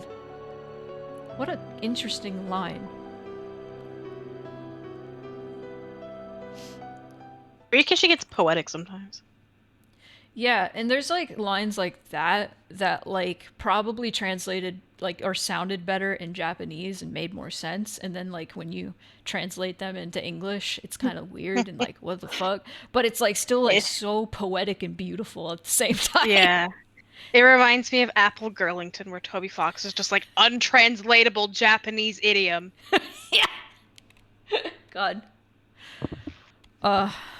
This might be you. I'm just gonna turn the lamp on real quick. Yeah. It's dark. and I don't want to strain my eyes. I'm actually drinking more water than I need to. Hey, listen. There's nothing wrong with more hydration. Too much water. For you. Read that date. June 28th, There you go. 1983. A violent incident occurred in Hinamizawa Village, Shishibone City, XX Prefecture. Thank you for the water. The victim was Keiichi Mayabara, also a victim of the previous string of disappearances. Yes. At around 2 a.m., he was stabbed in the stomach with a bladed object by the suspect of the last case, Mion Sonozaki, and was gravely wounded. He was discovered when his parents woke up and was then transported to the clinic. He escaped death. Oh, damn. The criminal fled the scene. On the same day, at approximately the same time, a fall accident occurred in the Kimishiki apartment complex in Shishibone City, XX Prefecture. I'm going to make a guess right now and say Shion. The victim was Mion Sonozaki, also a victim of the previous string of disappearances. I'm sorry. I got you're fine. really excited. Late on the same night, neighbors overheard her having a big fight with someone and informed the manager. The manager used a master key to enter the room and discovered the victim had fallen from her 8th floor balcony to her death. Ooh. If you remember what Mion had said back there, I've killed everyone that I wanted to kill. Oh. The room had been torn apart and appeared to show traces of a fight. One neighbor has frequently visited the Sonozaki house for a long time and testified that he heard what sounded just like the two sisters having a fight, trading insults back and forth.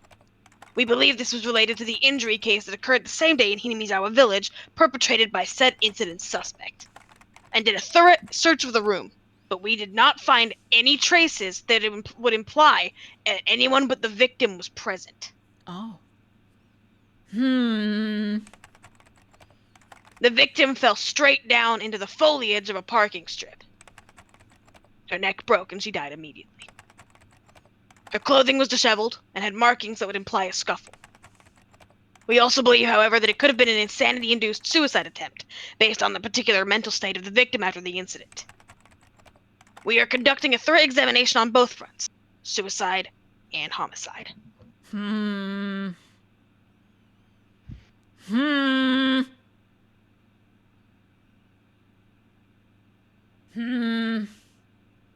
Interesting.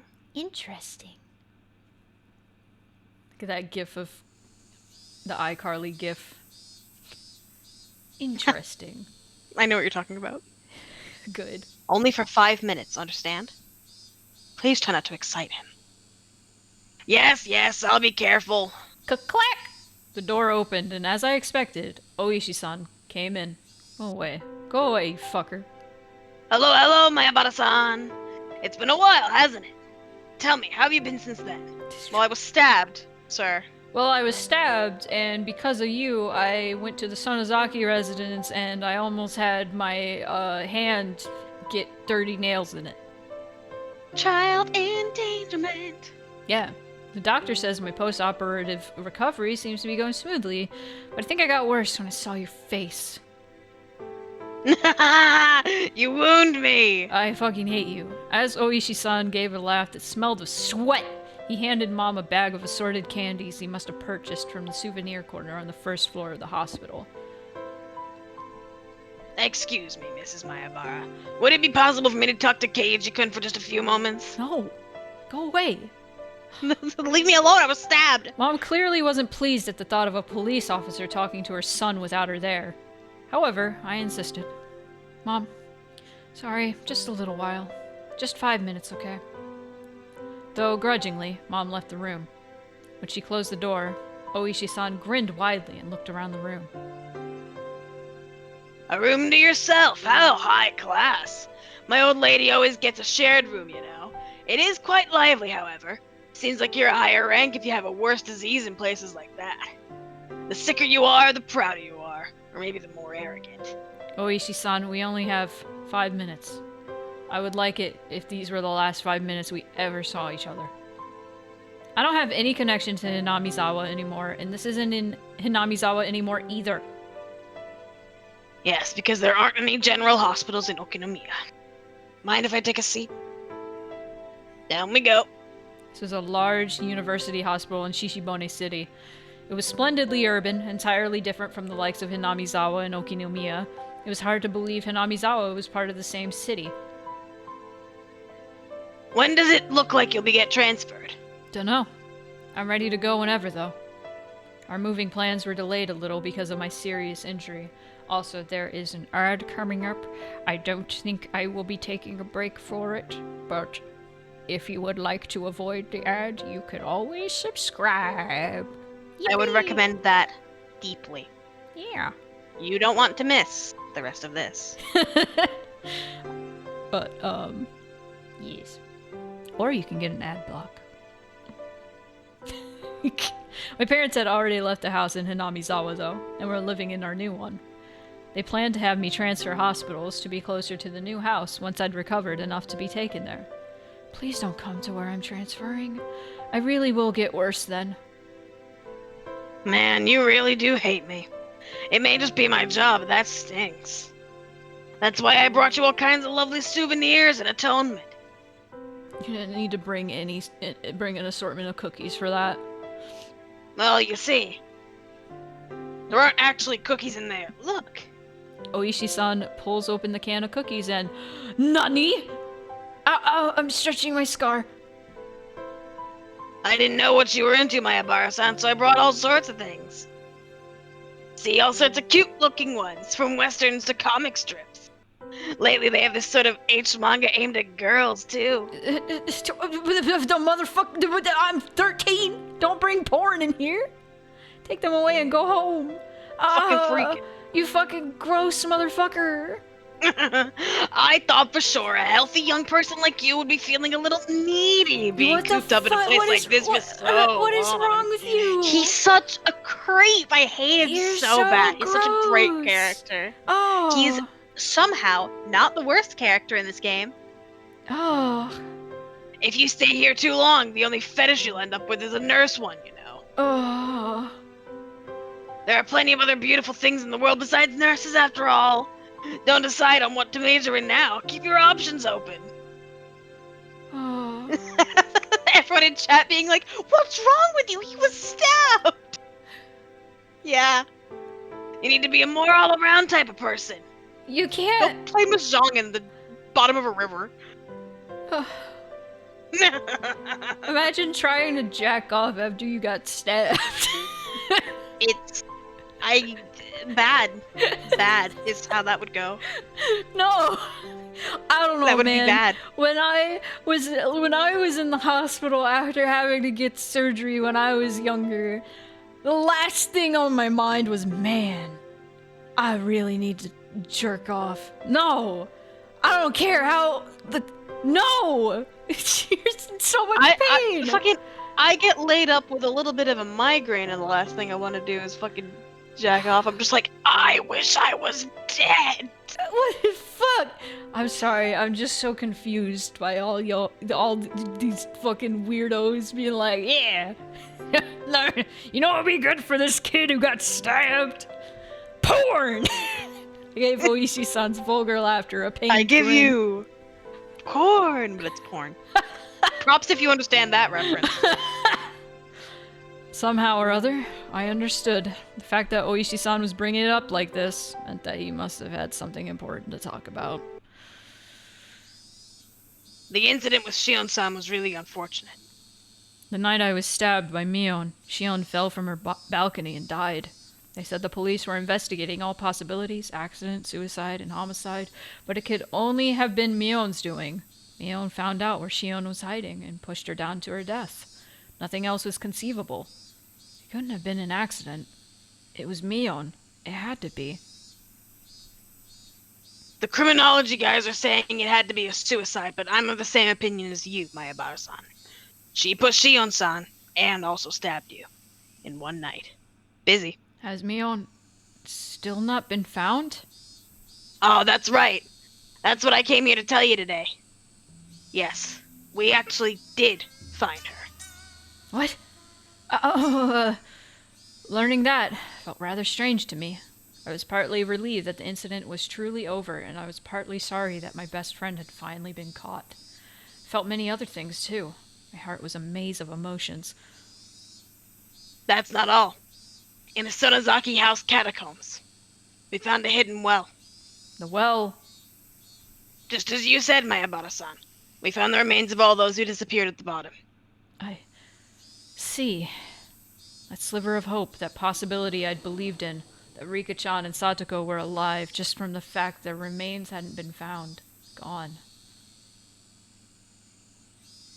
It was incredibly well hidden in those catacombs. I mean, it was in the blind spot of another blind spot. It was a vertical tunnel dug out like a well. There was a ladder set up there, and when we went all the way down, there was another tunnel built there going through it. When we followed it a few hundred meters, we found ourselves at the mouth of an unused well in the mountains. I wonder if it was a secret escape route a previous Sonozaki family leader built. Probably was. Maybe it was made in the Meiji era. Still, I'm impressed they built something like that. So everyone's remains were at the bottom? Yes. Even deeper down than the escape path, there was a pool of coal tar. They'd been casually thrown in there. They'd fallen from a fairly high spot, so their remains were totally buried in it. It took a lot of time and effort to pull their bodies up. Fuck cops, but the person who had to do that, do not envy them. Yeah. There are real people, the members of the police force, who have to like go into homes and find like weeks-old corpses and shit. Mm-hmm. That's just horrible. Mm-hmm. Nothing but pure sympathy for that shit. I mean, I told you the story of the dude who melted into a couch. Yeah, that happened to one of my neighbors too. Mhm. Fuck, bad. The funniest, like, it's terrible. But the part of the story that story told me that sticks with me the most is that, like, so the cops, like, went into the apartment to see, like, if he was there. And, the first cop to look into the apartment went, oh! And then, like, stuck his head out and was like, yeah, he's here. Like, Yikers. immediately got hit with, like, the smell. Yeah. It's crazy that these houses that we live in on this flat block are apparently secure and sealed enough that we didn't smell anything after, like, almost a month. Ugh. And the body was only, like, one floor down and one floor across. Mm-hmm. Good lord. Well, that's at least good, because no, Yeah. The story, that particular story that I told you, they found out about it because people kept complaining about a smell, and then people were God. like putting together like, this guy hasn't left his apartment in a long time, and people are saying they haven't seen him in a long time, and he has a lot of mail in the mailbox. Uh-oh. Oh dear. Oh no. That's sad though. It makes me sad when people die alone like that. Yeah. All right. Did you find them all? I hoped that they at least wouldn't find Rika-chan or Satoko. That's what I wished for when I asked, but my shallow hope was crushed in the blink of an eye. Yeah, all of them. In fact, we also found human bones we think are over a decade old. We think there are at least 3 people. I suppose it's the dark side of Hinamizawa's history. I wonder how many people's bones we'll find when we sucked out all the mud. It's a scary thought. That weight had been pushing down on Mion's shoulders the whole time. Mion. We've currently identified people who disappeared from Shishibone City decades ago. People are talking about how this opportunity might let us resolve the disappearing persons cases that have been abandoned. After a deep silence, he breathed a heavy sigh. Oishi-san went for his cigarettes to pass the time, but realized this was a non-smoking area, so he gave up and put them back in his shirt pocket. Oh, right. This is a bit of a detour, but you know Rika Furude-san, right? Of course. She's my friend. Did she ever tell you anything along the lines of her regularly taking insulin injections for diabetes? No? Huh? Rika-chan has diabetes? I didn't know what he was talking about. Actually, we found it in her skirt pocket. A syringe. Oh! It was destroyed, though, so we couldn't identify the medicine. Oh. It was a bit out of place, so I got interested.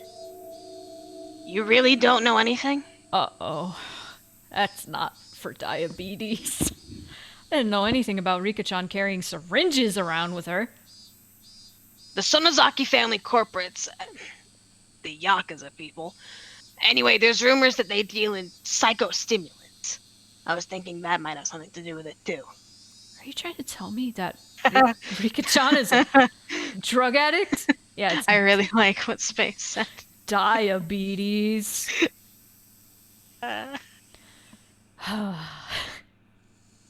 Puns! Hey! It's great. Hey! No, not at all. That isn't what I'm saying. It just seems strange, however you look at it, that she would bring a syringe with her on the way to get soy sauce. I have no idea what any of this means. It was self-defense. My eyes are spinning. I feel sick.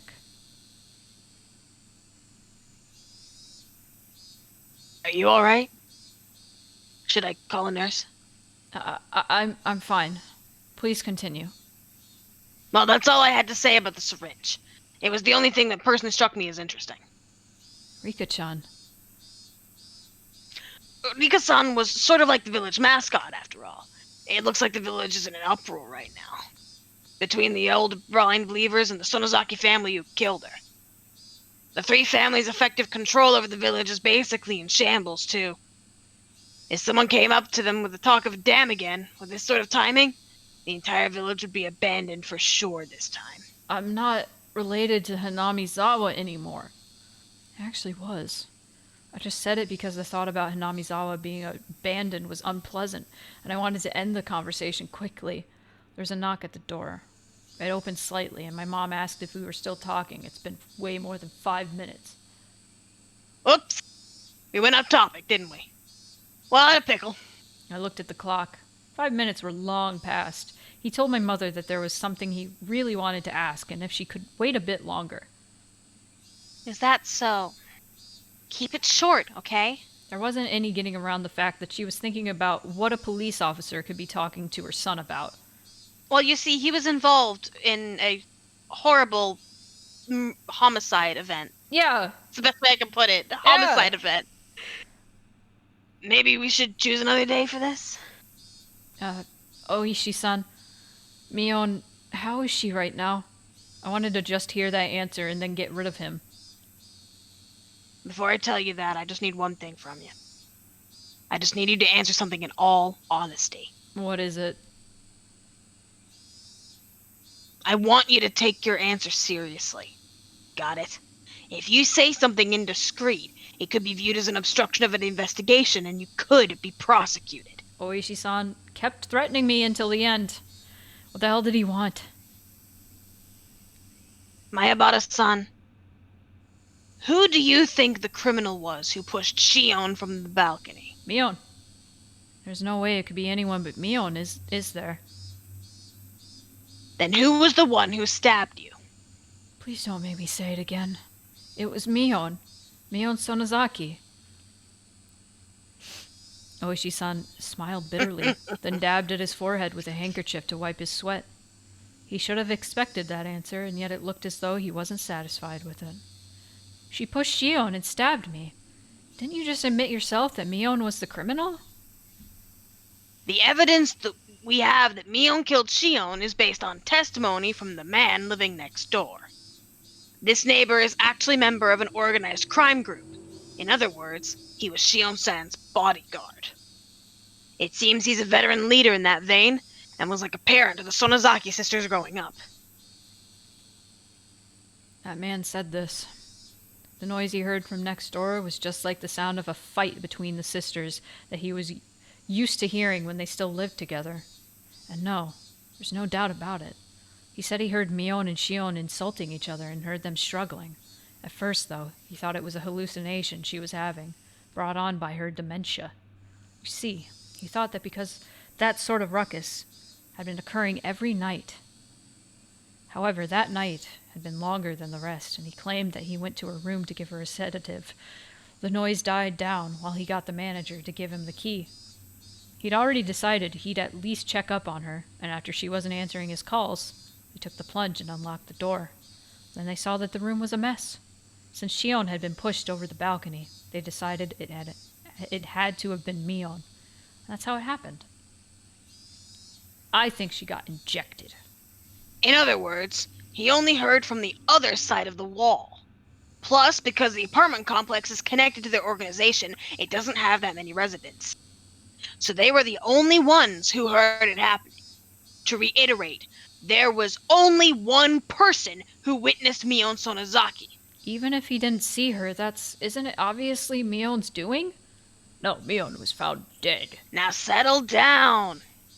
This is what I'm saying. It means you're the only one who saw Mion Sonozaki for sure last night. After all, Shion-san, the other witness, is no longer alive. What are you trying to say? I don't really understand. At that point, Oishi-san paused. The fact that this was a no-smoking area completely slipped his mind, and he took out his pack of cigarettes again. You can't do that in a hospital, my guy. You can't be doing that here, man. Check. He lit one with his lighter and exhaled a long stream of tobacco smoke. Were you really stabbed by Mion Sonozaki? Yes. There's no doubt about it. It could have been Shion. The smoke Oishi-san breathed out floated away, like a thundercloud swept away by the wind. Oishi-san, you can't smoke here. The nurses will get mad. Actually, we found Mion Sonozaki at the bottom of the well, too. Space and I called it. What? She fell to her death. We believe that as she was trying to escape to that hidden passage in the well, her foot slipped while climbing down the ladder. She fell to the bottom, broke her neck, and died. Yeah. The same way as Shion-san. She broke her neck. What? After you passed out that day, Mion Sonozaki tried to escape using the hidden well. But her foot slipped and she died. As if beckoned by the corpses of the other sacrifices, she dropped down there. But that doesn't make any sense, does it? The autopsy came to the conclusion that she definitely died on that day. She didn't go back there after attacking you and Shion-san. She was already dead by then. My jaw was on the floor. There was absolutely no way that could be. Here's the thing. A DNA test would, be the same for Mion and Shion. It would, because they're twins. They're twins. You can't trust on that. That could have been Shion's body, and the person they think is Shion is Mion. Oh. Mion was the one that stabbed me. It's so confusing. It had to have been her. There wouldn't have been anyone else to do it. Then, who attacked Shion and me? Who was it? The one who attacked you was someone who was Mion Sonozaki, and yet not Mion Sonozaki. Wouldn't one have a tattoo and the other one wouldn't? Yes. That is not something that the cops are privy to. Yeah.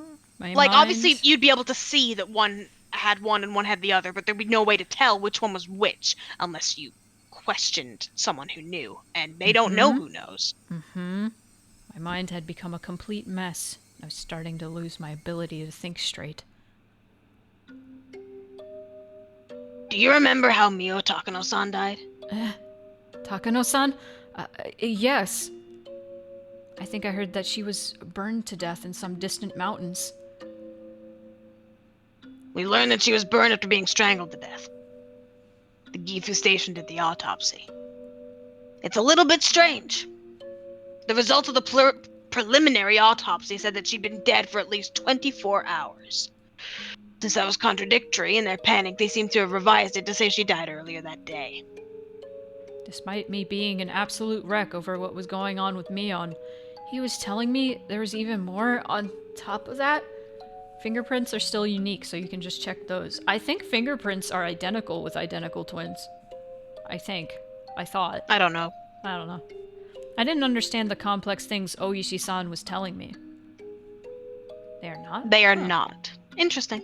I didn't know that. The results saying that she had been dead for 24 hours, as our own old criminologist says, is pretty damn reliable. So then, what would that mean? I've asked that question over and over, but on the night of Watanagashi, you were with Mio Takano-san, weren't you?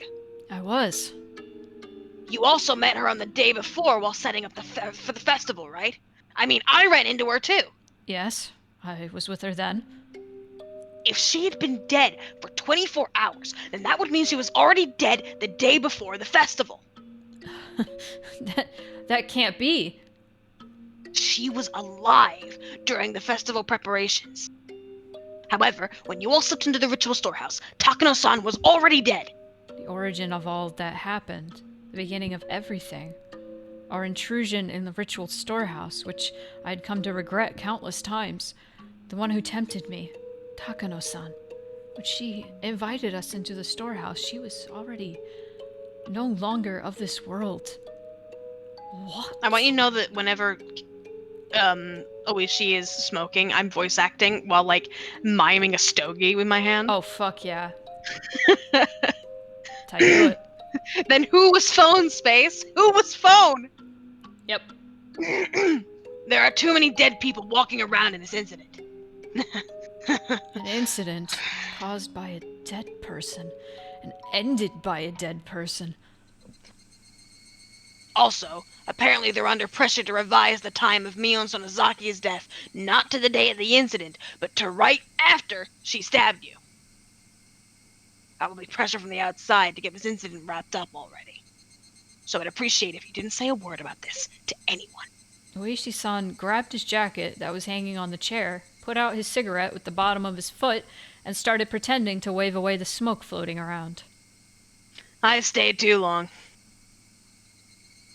I'd come here thinking I could at least end this incident as it applied to you, but it looks like it got even more baffling instead. Absent-mindedly, he walked towards the door, looking at me, unable to speak, out of the corner of his eye. If it so happens that something comes up you want to talk about in the future, call me anytime. That's a good summary, Space. My business card is in those souvenirs from before. Your porn magazines you gave me? Cool. When the time comes, I'll pay you a visit with some wonderful souvenirs again. Why? Fucking Yeah, bye freak. forever. Oishi-san seemed to think I was still hiding something. That I, after all this, would be hiding something? I'm the one things are being hidden from.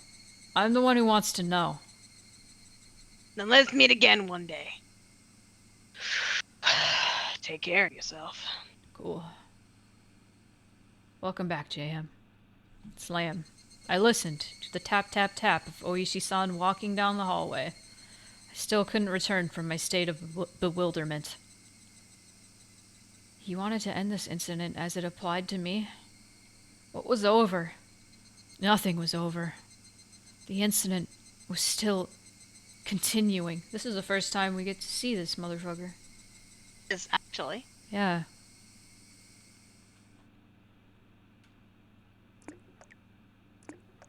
Blood. Blood! Oh. Oh. Then, Smile. slip, an arm covered in fresh blood, came out from underneath the bed. I wasn't that surprised. This was an illusion I was seeing, seized with fear. Kei-chan, I told you, remember?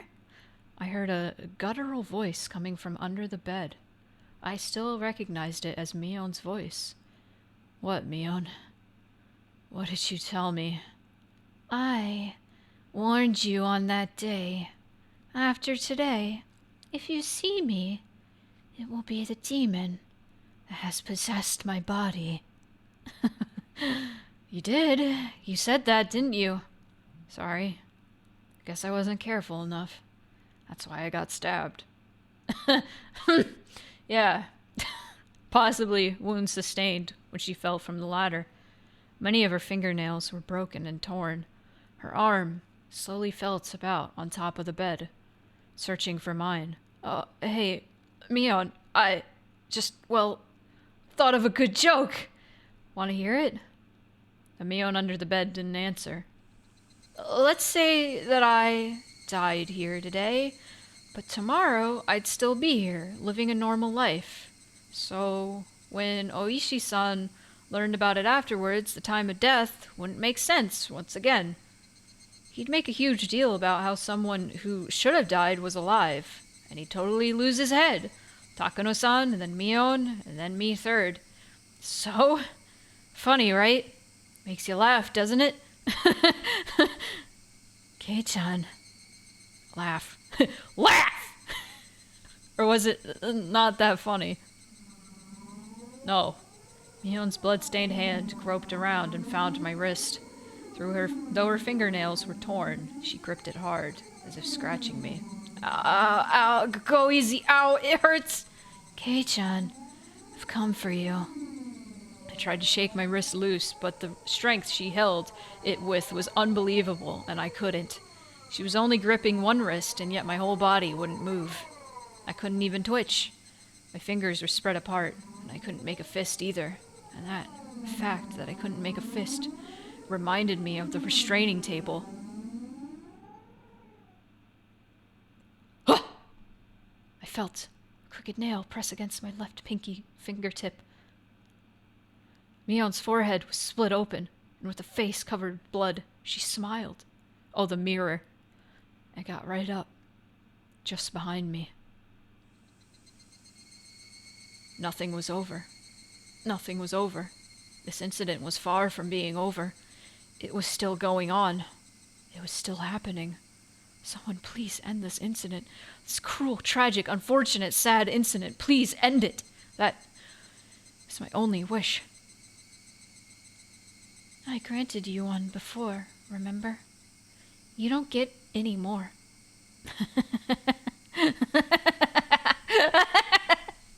Mion firmly held the nail down on my fingertip. And, with her other hand, she slowly swung a mallet up into the air and...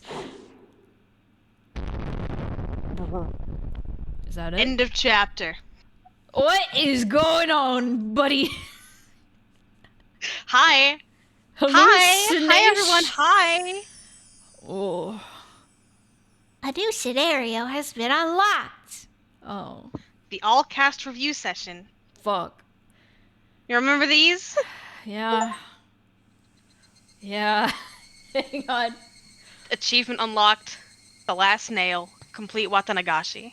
Oh. So, before we go into the review, Should we take a how break? are we feeling? Should we... I want to take a break. We absolutely should take a break. The cast review sessions and stuff won't take too long, so Yeah. probably we'll have a break, and then we'll have like maybe a half an hour run, and then we'll probably wrap up. Yeah. Thank you for the 100 bits, Green Herring. I'm feeling confused. I'm still disoriented and feel like Shion is somehow the mastermind behind all this shit. I think Okay, question. We did see Shion in the cage, right? Or did we not? We didn't see a sprite, but Keiichi saw her. She was there. Okay, she was there. All right. That's all. That's the clarification I needed. So I can tell you for sure that both Mion Sonozaki and Shion Sonozaki were in that chamber at the exact same time. Okay. So, there were a few points where Keiichi was calling the one in the cage Shion, but she never corrected him. So, I still think... However,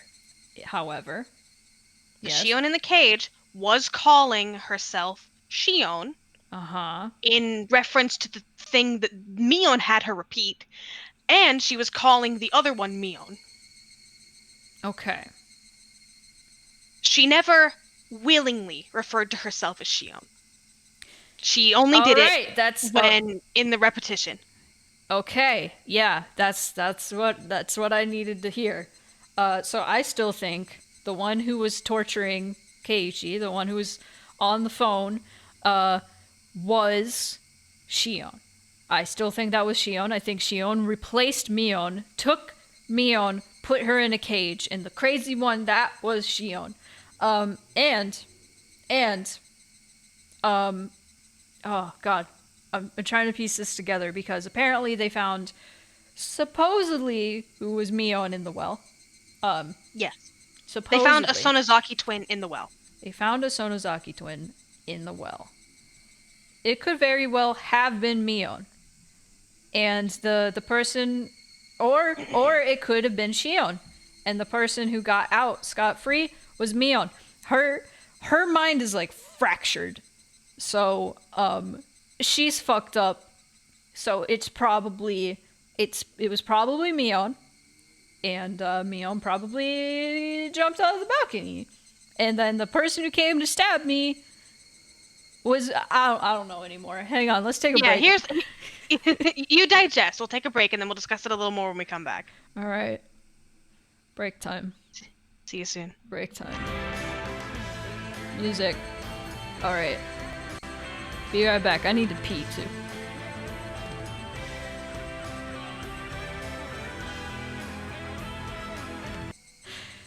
It is time. We go to extra. Hang on. Yes. Go to Before we do extra. that, I think it's pertinent to have a little more analysis. All right. Okay. Because the characters are going to analyze themselves, and I don't want that to sway you. I see. Okay. Where was I?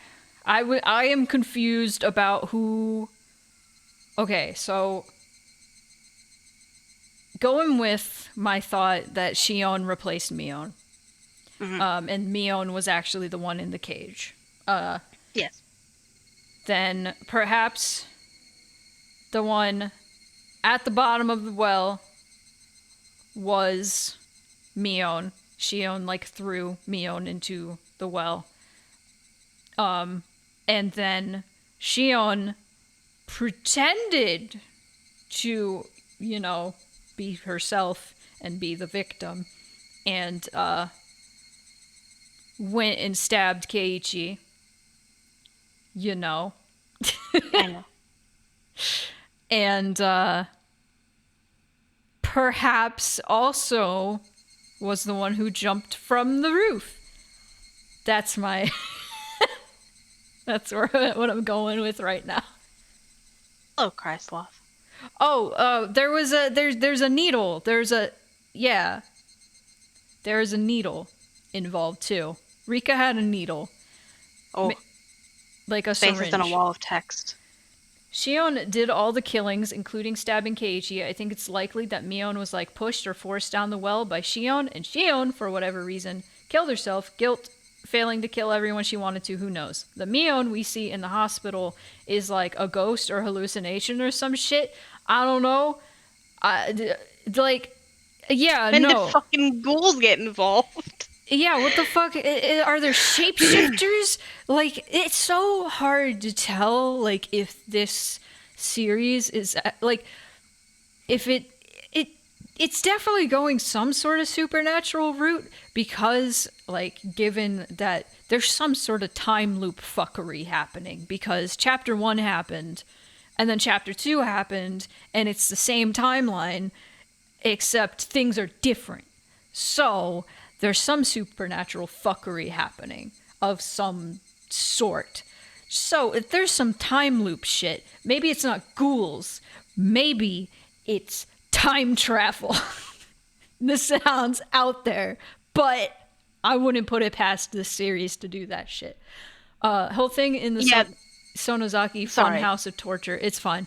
With Shion calling herself Mion and vice versa, might be more than just that. Could be that they actually have the other's name, like Shion is actually Mion and vice versa. I have no clue about the fucking syringe, though. I don't know about that. Yeah, what were you gonna say, Cal? The syringe is so interesting. Because, like, the syringe in chapter 1 is what caused people to go crazy and claw their throats out.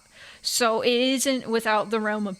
It is not outside of the realm of possibility that whoever ended up jumping off that balcony, whether it was Shion or Mion, whoever, got stabbed with the syringe. And it didn't cause her to claw her own throat out, but it did cause her to throw herself off the balcony. Mion from an alternate timeline? Yeah, no, I'm starting to feel there's like converging timelines and shit. There's time travel bullshit. I'm starting to feel that because, I mean, if we already have the time looping bullshit, there's gotta be some shit like that happening right now, because there's alternate versions of these characters from different timelines that are very different. Because if you look at Rena from the first timeline, Rena was fucked up, and now Rena's fine. I think okay, and another out there thing, Oyashiro-sama, there is a demon sort of thing probably going on. There's a demon. There is a demon. It was possessing Rena first, and now it's possessing Mion/Shion in this chapter. In each chapter, it's going to be possessing a different character. That's my theory right now. We have theories about all the Shmion shit. Shmion. And we have theories about the time loop, seemingly. Mm-hmm. What do we think about Takano's body? Takano's body? Specifically? And Like- the mystery surrounding that Oishi told us at the very end, where even though both Keiichi and Oishi himself, and like Oishi is a character very grounded in the reality of the story. Like, he does not believe in the supernatural, he does not believe in ghosts or ghouls or goblins or anything of that sort. He is here for the mystery and he's here for solving it. Both Keiichi and Oishi saw Mio Takano the day before the festival. However, the initial autopsy of Mio Takano's body said that she had to have died before that, before the festival preparations, before we see her alongside Tomatake and Shion in the shed. So what do we think about that? Here's what I think. Chapter 1. Takano, her body was not found. No, she disappeared. She disappeared. Takano was demoned away, like, to timeline 2. That's where her body went. Sorry, it's still supernatural, but... No, it's fine. If you want a supernatural answer, that's not necessarily wrong. This story is presenting you with two options of grounded in reality and supernatural. Yeah. Which one is it? We'll find out in the end. I think, because I thought that was rather interesting in the first chapter, only it went with the, you know, the usual like curse bullshit. Thank you for the sand. So Takano died, and he got injected by whatever the juice is, and Takano just disappeared. So Takano, their body, boop. Well, if we think about it like in the context of like the Sonozaki family, whenever somebody knows about like the history of Onigafuchi village, then they get taken away. Whenever they're getting demoned away, they are being taken by the Sonozakis and put into the catacombs, killed, and thrown into a well. So, man, I don't fucking know. I'm confused. I don't. That's okay. We're only on episode 2. Yeah. It is not you being stupid. It is not you misunderstanding things. This is, you are in the midst of a mystery with not all of the answers. Yeah, no, this is intentionally very confusing, and I'm very confused. So... Want to be so sexy when you understand everything? It will be so El Sexo. Yeah, I just want more pieces so I can put it together more. The thing is, like, we're, like, speculating on just this chapter alone, and then, like, there's a little bit of chapter 1 that gets in there sometimes that gives us, like, more, like, details and context, like the syringe and that sort of shit. But it's like, what the fuck was up with Rena in chapter 1? Now she's just chilling in chapter 2. Why isn't she fucked up? What was happening like before, and now she's fine. And now it's just like, oh, this is what these characters will act like when they have the influence of some bullshit. And now I'm Here's just the like, interesting thing, though. yeah.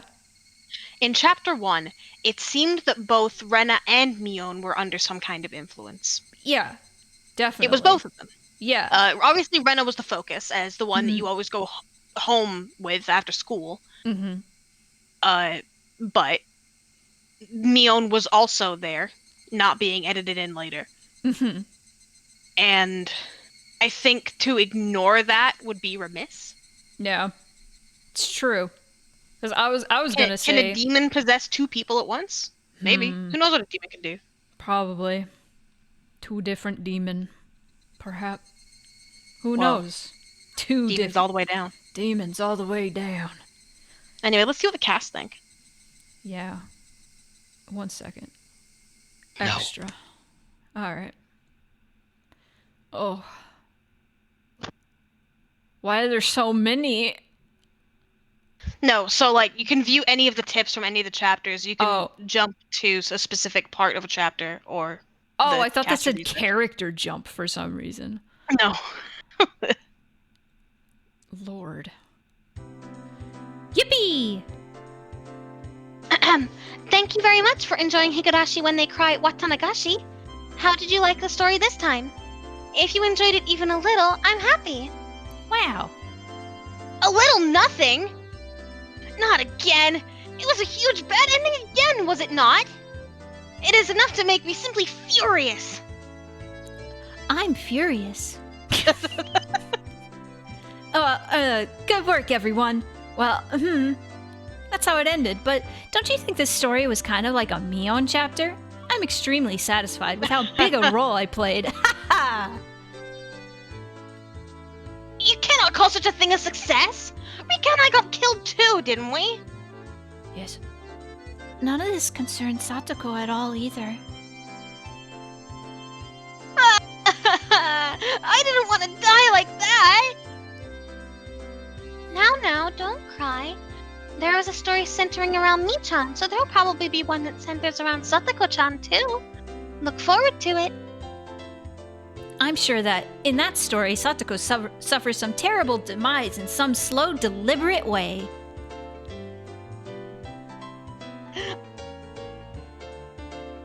You just got completely cut out. I heard you take a breath, and then there was nothing. I don't want that. I'll just narrate badly so it gets picked up. Wah! Thank you for the water. I'm drinking. Bye, GM. Have good work. Oh! Michan, if you joke around too much, you'll make me angry too. I'm not. What? What? What does that mean? I don't remember saying that at all. What the fuck are you talking What about? are the brains and the boobs? What does this mean? What does this mean? What are we talking about? Tomatake! Tomatake. Hey, everyone. Hey, everyone. Great work. Thanks. Great vegetables. Oh. Sorry we're late again. Oh. Tomitake-san, Oishi-san, yes, you did a great job as well. Where are Takano-san and Shion-san? Oh. That's you. They're coming, of course. Thank you for inviting us today. May I sit here? Yes, go right ahead. Oichi shows up to a chorus of boos. True. With all of us here, this is sure to be the best part. Please, go easy on me. No. No. Then should we get started? Is this everyone? Everyone but Keiichi. Which means Maya Bar-san is as busy as ever recording the script. Has he already started recording the script for the next story? How unfortunate. It doesn't feel right to leave him out. Mio-san, you don't have to worry about that. At times like this, going all out is actually a way of showing consideration. That's true, isn't it? We're all here for once. Holding a wake would be boring. Then, sorry, Keiichi-kun, but we'll take things from here. What? It's decided. Okay, everyone, get the cups. Does anyone not like carbonated drinks? Me, I hate them. There's alcohol for the adults, too. Yeah, it's really cute. I think it's a really good way to wind down after, like, chewing your brain to pieces. Yeah. Trying to think of shit. Rika-chan, what will you have? Grape juice? Orange juice? I want what Tomatake's having. Hard vodka. Hard Hey! vodka. Rika-chan, you're not allowed to drink. Has everyone got their cups? If we don't make a toast soon, my juice will get warm. Who will lead me on? Rena should do it. Okay, Rena, go ahead. As the sole survivor. Then, everyone, excellent work. The Watanagashi chapter is now over. Thank you. Thank you. Thank you. Wow! Clap, clap, clap. Yeah! Sorry, I'm losing my mind slightly. Okay, everybody's here. Shall we debate the story again? Yeah. I think so. Then let's get some honest opinions. Does anyone here have something to say? What is there to say? Weren't all of the mysteries solved in this chapter? The criminal was Mion-san. The root of all evil was Sonozaki family. Was that not the conclusion? I see. I was so sure that Michan wasn't the criminal. Too naive! That was entirely predictable from the previous Onakakushi chapter, was it not? In fact, it's almost shocking how predictable it was. You're right. It probably did align with most of the predictions made by players of the previous scenario.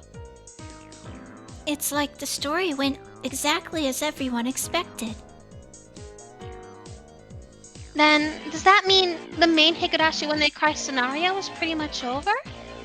So it's a sure thing that the root of everything was Michan's doing. Don't look at Steam. Don't look that there's like how many is 8 minus 2? 6. Thank you, 6. Don't look at the fact that there's like 6 more episodes. Don't look at that. I wonder. In fact, I think that this all means the theory of the Sonozakis being the guilty party has been disproven. Oh, you had the same opinion, Mio-san. I think the same way. Though I still don't believe in curses. Shut up, Space. At the very least, however, I think the chances of the Sonozaki family being the true criminals has gone down. Huh? Why is that? Didn't Michan confess that she killed everyone? That's right! She killed Rika and me, so what do you mean that she isn't the criminal after all that? I'm not trying to confuse you or anything. It's just that I think there are a lot of things that don't go along with Mion being the one behind everything. If you think about it a little, you'll get it. Huh. I believe the truth to be more or less in line with the Sonozaki family theory, but I'd love to hear your theory, Mion-chan. Then hear me out. Near the end, I confessed that I'd participated in the past incidents, right? I thought something wasn't really right about that, so I guess that's my basis. I mean, think about it. If the incidents of the past were caused by the Sonozaki family, that would be crazy. I mean, wouldn't they all be perfect crimes? They were all attributed to other criminals or simple accidents after all. Oh, that's right. The Sonozaki family is very powerful and they were acting behind the scenes. Wouldn't pulling off perfect crimes be child's play for them? That's just it. That's the weird thing. The Sonozaki family had been killing and erasing people so well for the last 4 years, they didn't even let out a hint that they were behind it, right? But the incident in the 5th year, now that was really cheap. They were killing and erasing people at random. Any idiot could have seen the connection with the Sonozaki family. Now that I think about it, you're right. The incidents in the past were all mysterious, and nobody could tell if they were because of the curse or just simple crimes. But then on the 5th year, they suddenly got really violent. I do not understand what you are saying. Rika, do you? She means if the Sonozaki family were the real criminals, then they would have done a much, much better job with the incident on the 5th year. Take that, Shion and / Mion. So, what does that mean? Mion-san wasn't the one who killed Rika and me, but it was the work of the demon who possessed Mion-san? Come now! Just like I thought last time. Mion-san wasn't a bad person after all, was she? That's right. Satoko-chan and I both thought that she was doing bad things because she was possessed by something. Then, does that mean our theory was right? I've been supporting the curse theory since after the last after party, and the story this time makes me all the more convinced that it's true. I like that Oishi's quote-unquote actor believes in the curse theory when his character does not. Yeah, it's cute. That fact revealed at the very end. The information regarding how Mion-san and Takano-san had died days before, despite being witnessed, seems to indeed support that theory. Oh my. I see the cursed believers, who seemed unconfident last time, have grown quite a bit more self-assured. Do any of those who think it was a human have any objections? And Mi-chan and Rika-chan were the ones who thought it was the work of a person. Tomitake-san did too, didn't he? Okay, let's hear what you've got then. You've got me there. I can't quite find the right words. One of the pieces of evidence for the curse theory is the mismatching times of death, right? So if I could disprove that theory, it would prove that a human did it, wouldn't it? Oh, Shion, do you have a good objection? No. Well, I suppose.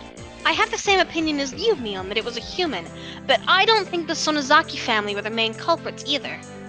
If it's okay with you, I'll offer my objections. Whoa! Show us what you've got!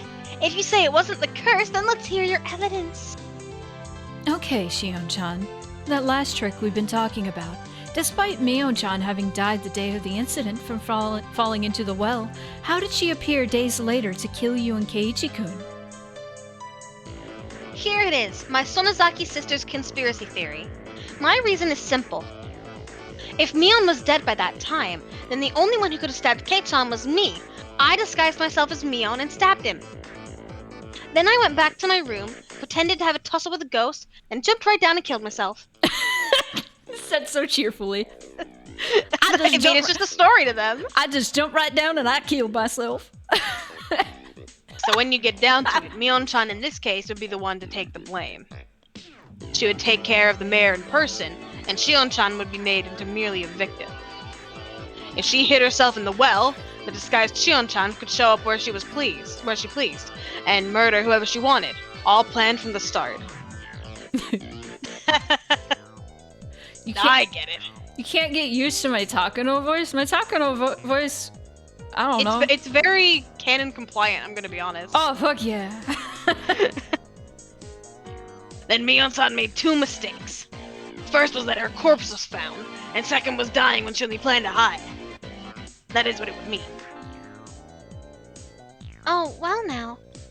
You're right, there is something logical about that. I'm just here for the ride. I feel like my Mion voice and my Rika voice are way more like jarring than my Takano voice in comparison to my actual voice, but I don't know, maybe that's just me. However, I'm still not convinced. I was too different from the magnificent perfect crime. It was too different from the magnificent perfect crimes in the past. Even if their plan went well, Mion would end up the bad guy, wouldn't she? She would either have to hide the rest of her life or live pretending to be Shion, wouldn't she? That would be too constrained. You can't call that a perfect crime. In other words, whether by dying or disappearing, me would have to go away. I'm listening to alternate reality you instead of a voice actor at work. Well, you see, that's how voices work. You can change them. I'm not being a bitch. I just don't understand. Rika-chama, that's a good thought. That means we should consider that Mio and Sonozaki leaving the stage was part of their plan. That's why, at the end, Mion took the blame for all the incidents in the past. She took responsibility for all of them herself, then left. By doing that, she could cover up the true culprit behind the past incidents. Which means that this incident wasn't shabby. Its purpose was to cement all the past incidents as perfect crimes. I suppose that's what it comes down to. Oop, I clicked out of the screen. The young leader of the Sonozaki family, who was the biggest suspect, confessed to everything and disappeared. For her, or perhaps for the non-Sonozaki true culprit, there likely was no more favorable outcome. I could go further into that voice. I call it my lust voice. like Full Metal that's Alchemist. also very canon compliant. Hang on, I know you're meaning Lust, the character from Full Metal Alchemist, but like, Lust as a concept is also very canon compliant for Takano. Looks at all of her merch. It's the only merch that I like being sexualized because I like adult women. All right. Takano, talk more so I can perform more psychic damage on my chat. I don't understand even an inch of your conversation. What do you mean by Mion-san taking the blame? Is she not the culprit? Let me put it this way.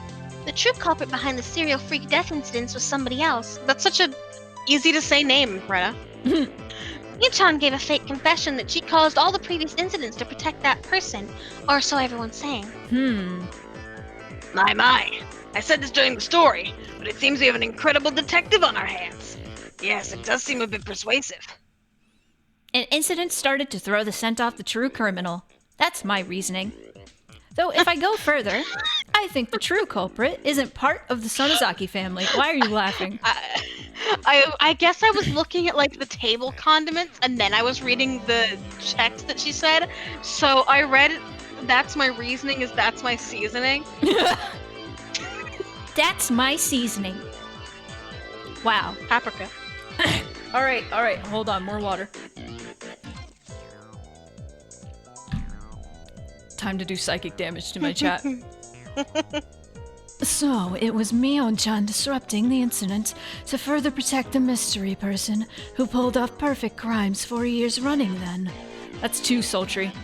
That's too much. That's too much. I mean, I liked it, but... Oh, cool. That's right. The director who only appeared by name in the last story is pretty suspicious if you ask me. Amazing. It really does all add up. Clap, clap, clap. No, she was saying clap out loud. No, I know.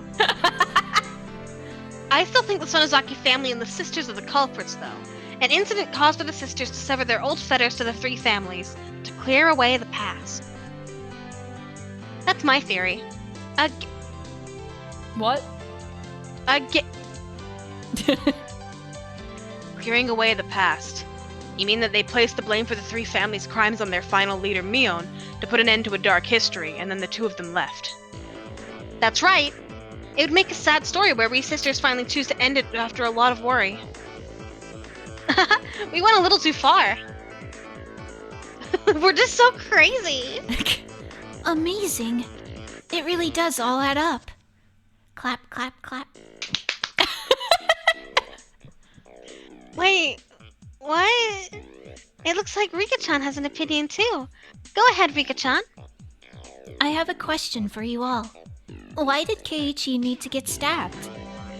For fun. For fun. We already know why that is, Rika. It's obviously because he went in the forbidden storehouse without asking. Thinking back on it now, Tomitake-kun and Takano-san probably died in the previous story because they snuck into that storehouse, huh? I was actually wondering that. That is rather strange indeed. Huh? What is it that's strange? Ah! Renaissance, that's right! Won't you think back, please? That's right. Oh, wait. Oh, where's my voice? Oh, in the previous scenario, Fluttershy. they were after Keiichi's life, even though he didn't sneak into the ritual storehouse.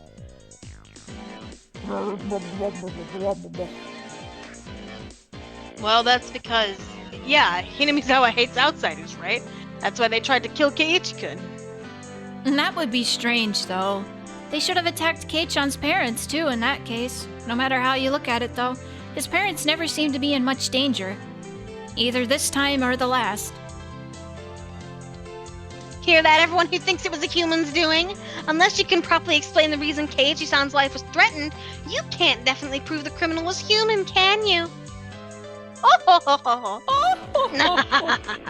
Even with the curse theory, however, we don't know why Mayabara-san was attacked this time or last. With a little more, we could have had it. There's still a lot of mysteries remaining.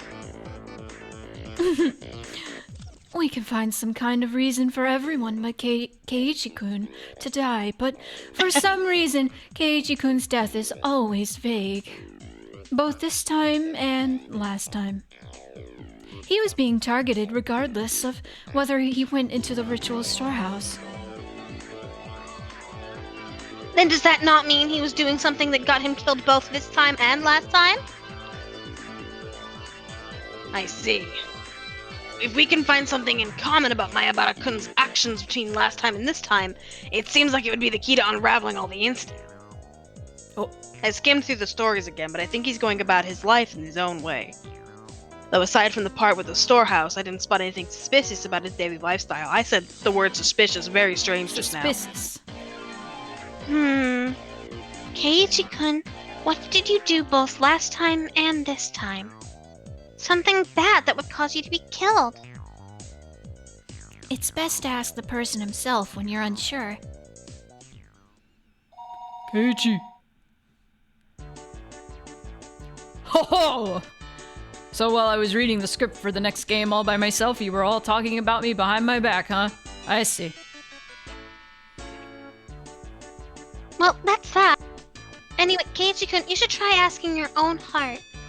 Kei-chan, so what kind of bad thing did you do that would get you killed? It must surely be all the violent things he does towards me. The way he sometimes directs... Hello? No, I'm not saying that. Fucking freak. Yeah. Being happy all day surrounded by girls around his age is kind of like a crime in the first place. How? How? A grave crime indeed. Mayabara-san is truly an envious main character, isn't he? Oh. No. His only viable romantic interests are the Sonozakis and Rena. Whoa! Rika and Satsuko are babies. Oh. Well, with all those perks, getting stabbed at the end really isn't much of a price to pay.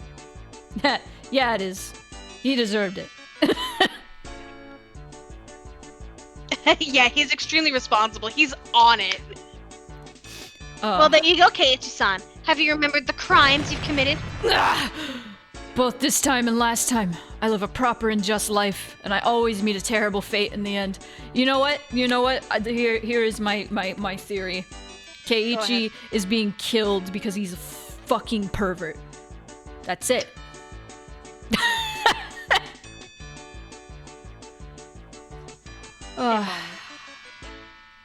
If only. How is it when I join chat and you're playing this game, it's always playing penis music? Well, we've just had a long stint of like 2 episodes where we didn't hear this music at all. Yeah, I don't know how that happened still. I'm the one who wants to know. This is bullying. How sad, how sad. I'll pet your head next time for you. I wonder if we should go back and read Onikakushi again after reading this one. That's too long. It's too long. I'm going to put myself in Mion's shoes and read back over Watanagashi. Maybe I'll find something different compared to what I read when I read it from Kei-chan's point of view. She's got access to a secret version of Watanagashi where it's from Mion's point of view. That's cheating. It's cheating. It's cheating Mion. I will always think it was the doing of a demon. All of the events and tricks can be explained away with a demon. It's kind of like plasma. What? Yeah, Rika? What? What did you, the readers, think about it? We'd certainly like to hear your thoughts and opinions. Well, there's still a way to go, but do your best. With that, please look forward to the rest of the Higurashi series. Please look forward to the next 80 hours. Try 200. Next 200 hours. Woo! And then Umineko, which is even longer. Oh, I hope you're ready for this to be the rest of your life. This is the rest of my life, the Wasanagashi party. It's fine. Out of like every like stream, like ongoing stream series I've ever done, this like Higurashi is always the one that has people being like, I hope you do more of this. And I'm like, I'm so glad. I'm so glad. Like they are the VODs that get the most views. Like it's weird. I think the VODs are like more like the streams like also do well, but I think the VODs are more popular than like the streams themselves. Like people just like watching the VODs, and I'm like, that's nice. I like that. Yippee. It is nice. Oh, I know that a lot of people that are interested in watching this because I'm here. Not to be like arrogant. This is only like maybe 3 or 4 people. Watch the VODs because they're European, and this is a fuck time to be awake. yeah, that's fair. I get it. Yeah. Ugh. Yeah, it's like 10 something where you are right now. Yeah. Going on 10:30. Ugh. We've been yelling. We have. No, I'm not bragging. I swear to God, it's like 3 or 4 people who are here for me. And then compare that to, you know, Spoony's regular audience of like 20, 30 other people. I'm like sad. I'm like sad that we're not gonna play this for a little bit, but I do want to play chapter 3 soon, ish. I also do. Yeah. Like I'm down literally whenever you are. It's all on your shoulders. I hope you enjoy that pressure. Yeah, I know that you have to do FF7 soon because you do. promised that. Yeah, I'm doing that next But week. like, Maybe once you've finished Final Fantasy VII, we can come back to our regularly scheduled time slot. Maybe, maybe. hopefully. Maybe. All right, I'm gonna switch to the credits because I'm tired. I need to eat something. You gotta eat. Gotta eat. You didn't have breakfast. That concerned me so bad when you said that shit. I did was like, eat no. something as soon as I realized I didn't eat something. No, for sure, But but I like, need to eat more. you need a meal. You need a meal. Yeah. Who is... Ooh. Okay. We have a few options here. Coming, everybody. Remember to go over your notes, do your theories while we're gone. Yeah. We'll come back to Hinamizawa sometime soon. Oh, Beans! Beans raided me a while ago. What are they doing? They're doing art. And they've only been going 24 minutes. So let's go to Beans. All right, everyone. Goodbye. Yeah, hang on. Beans creates... I must feed. Beans raided a while ago. It was really sweet. Raided during an art stream. And I want to return the favor. So let's go see Beans. If you gotta head out, just be sure to drop a follow for Beans before you gotta head out. Alright? Cool. Goodbye, everyone. Goodbye.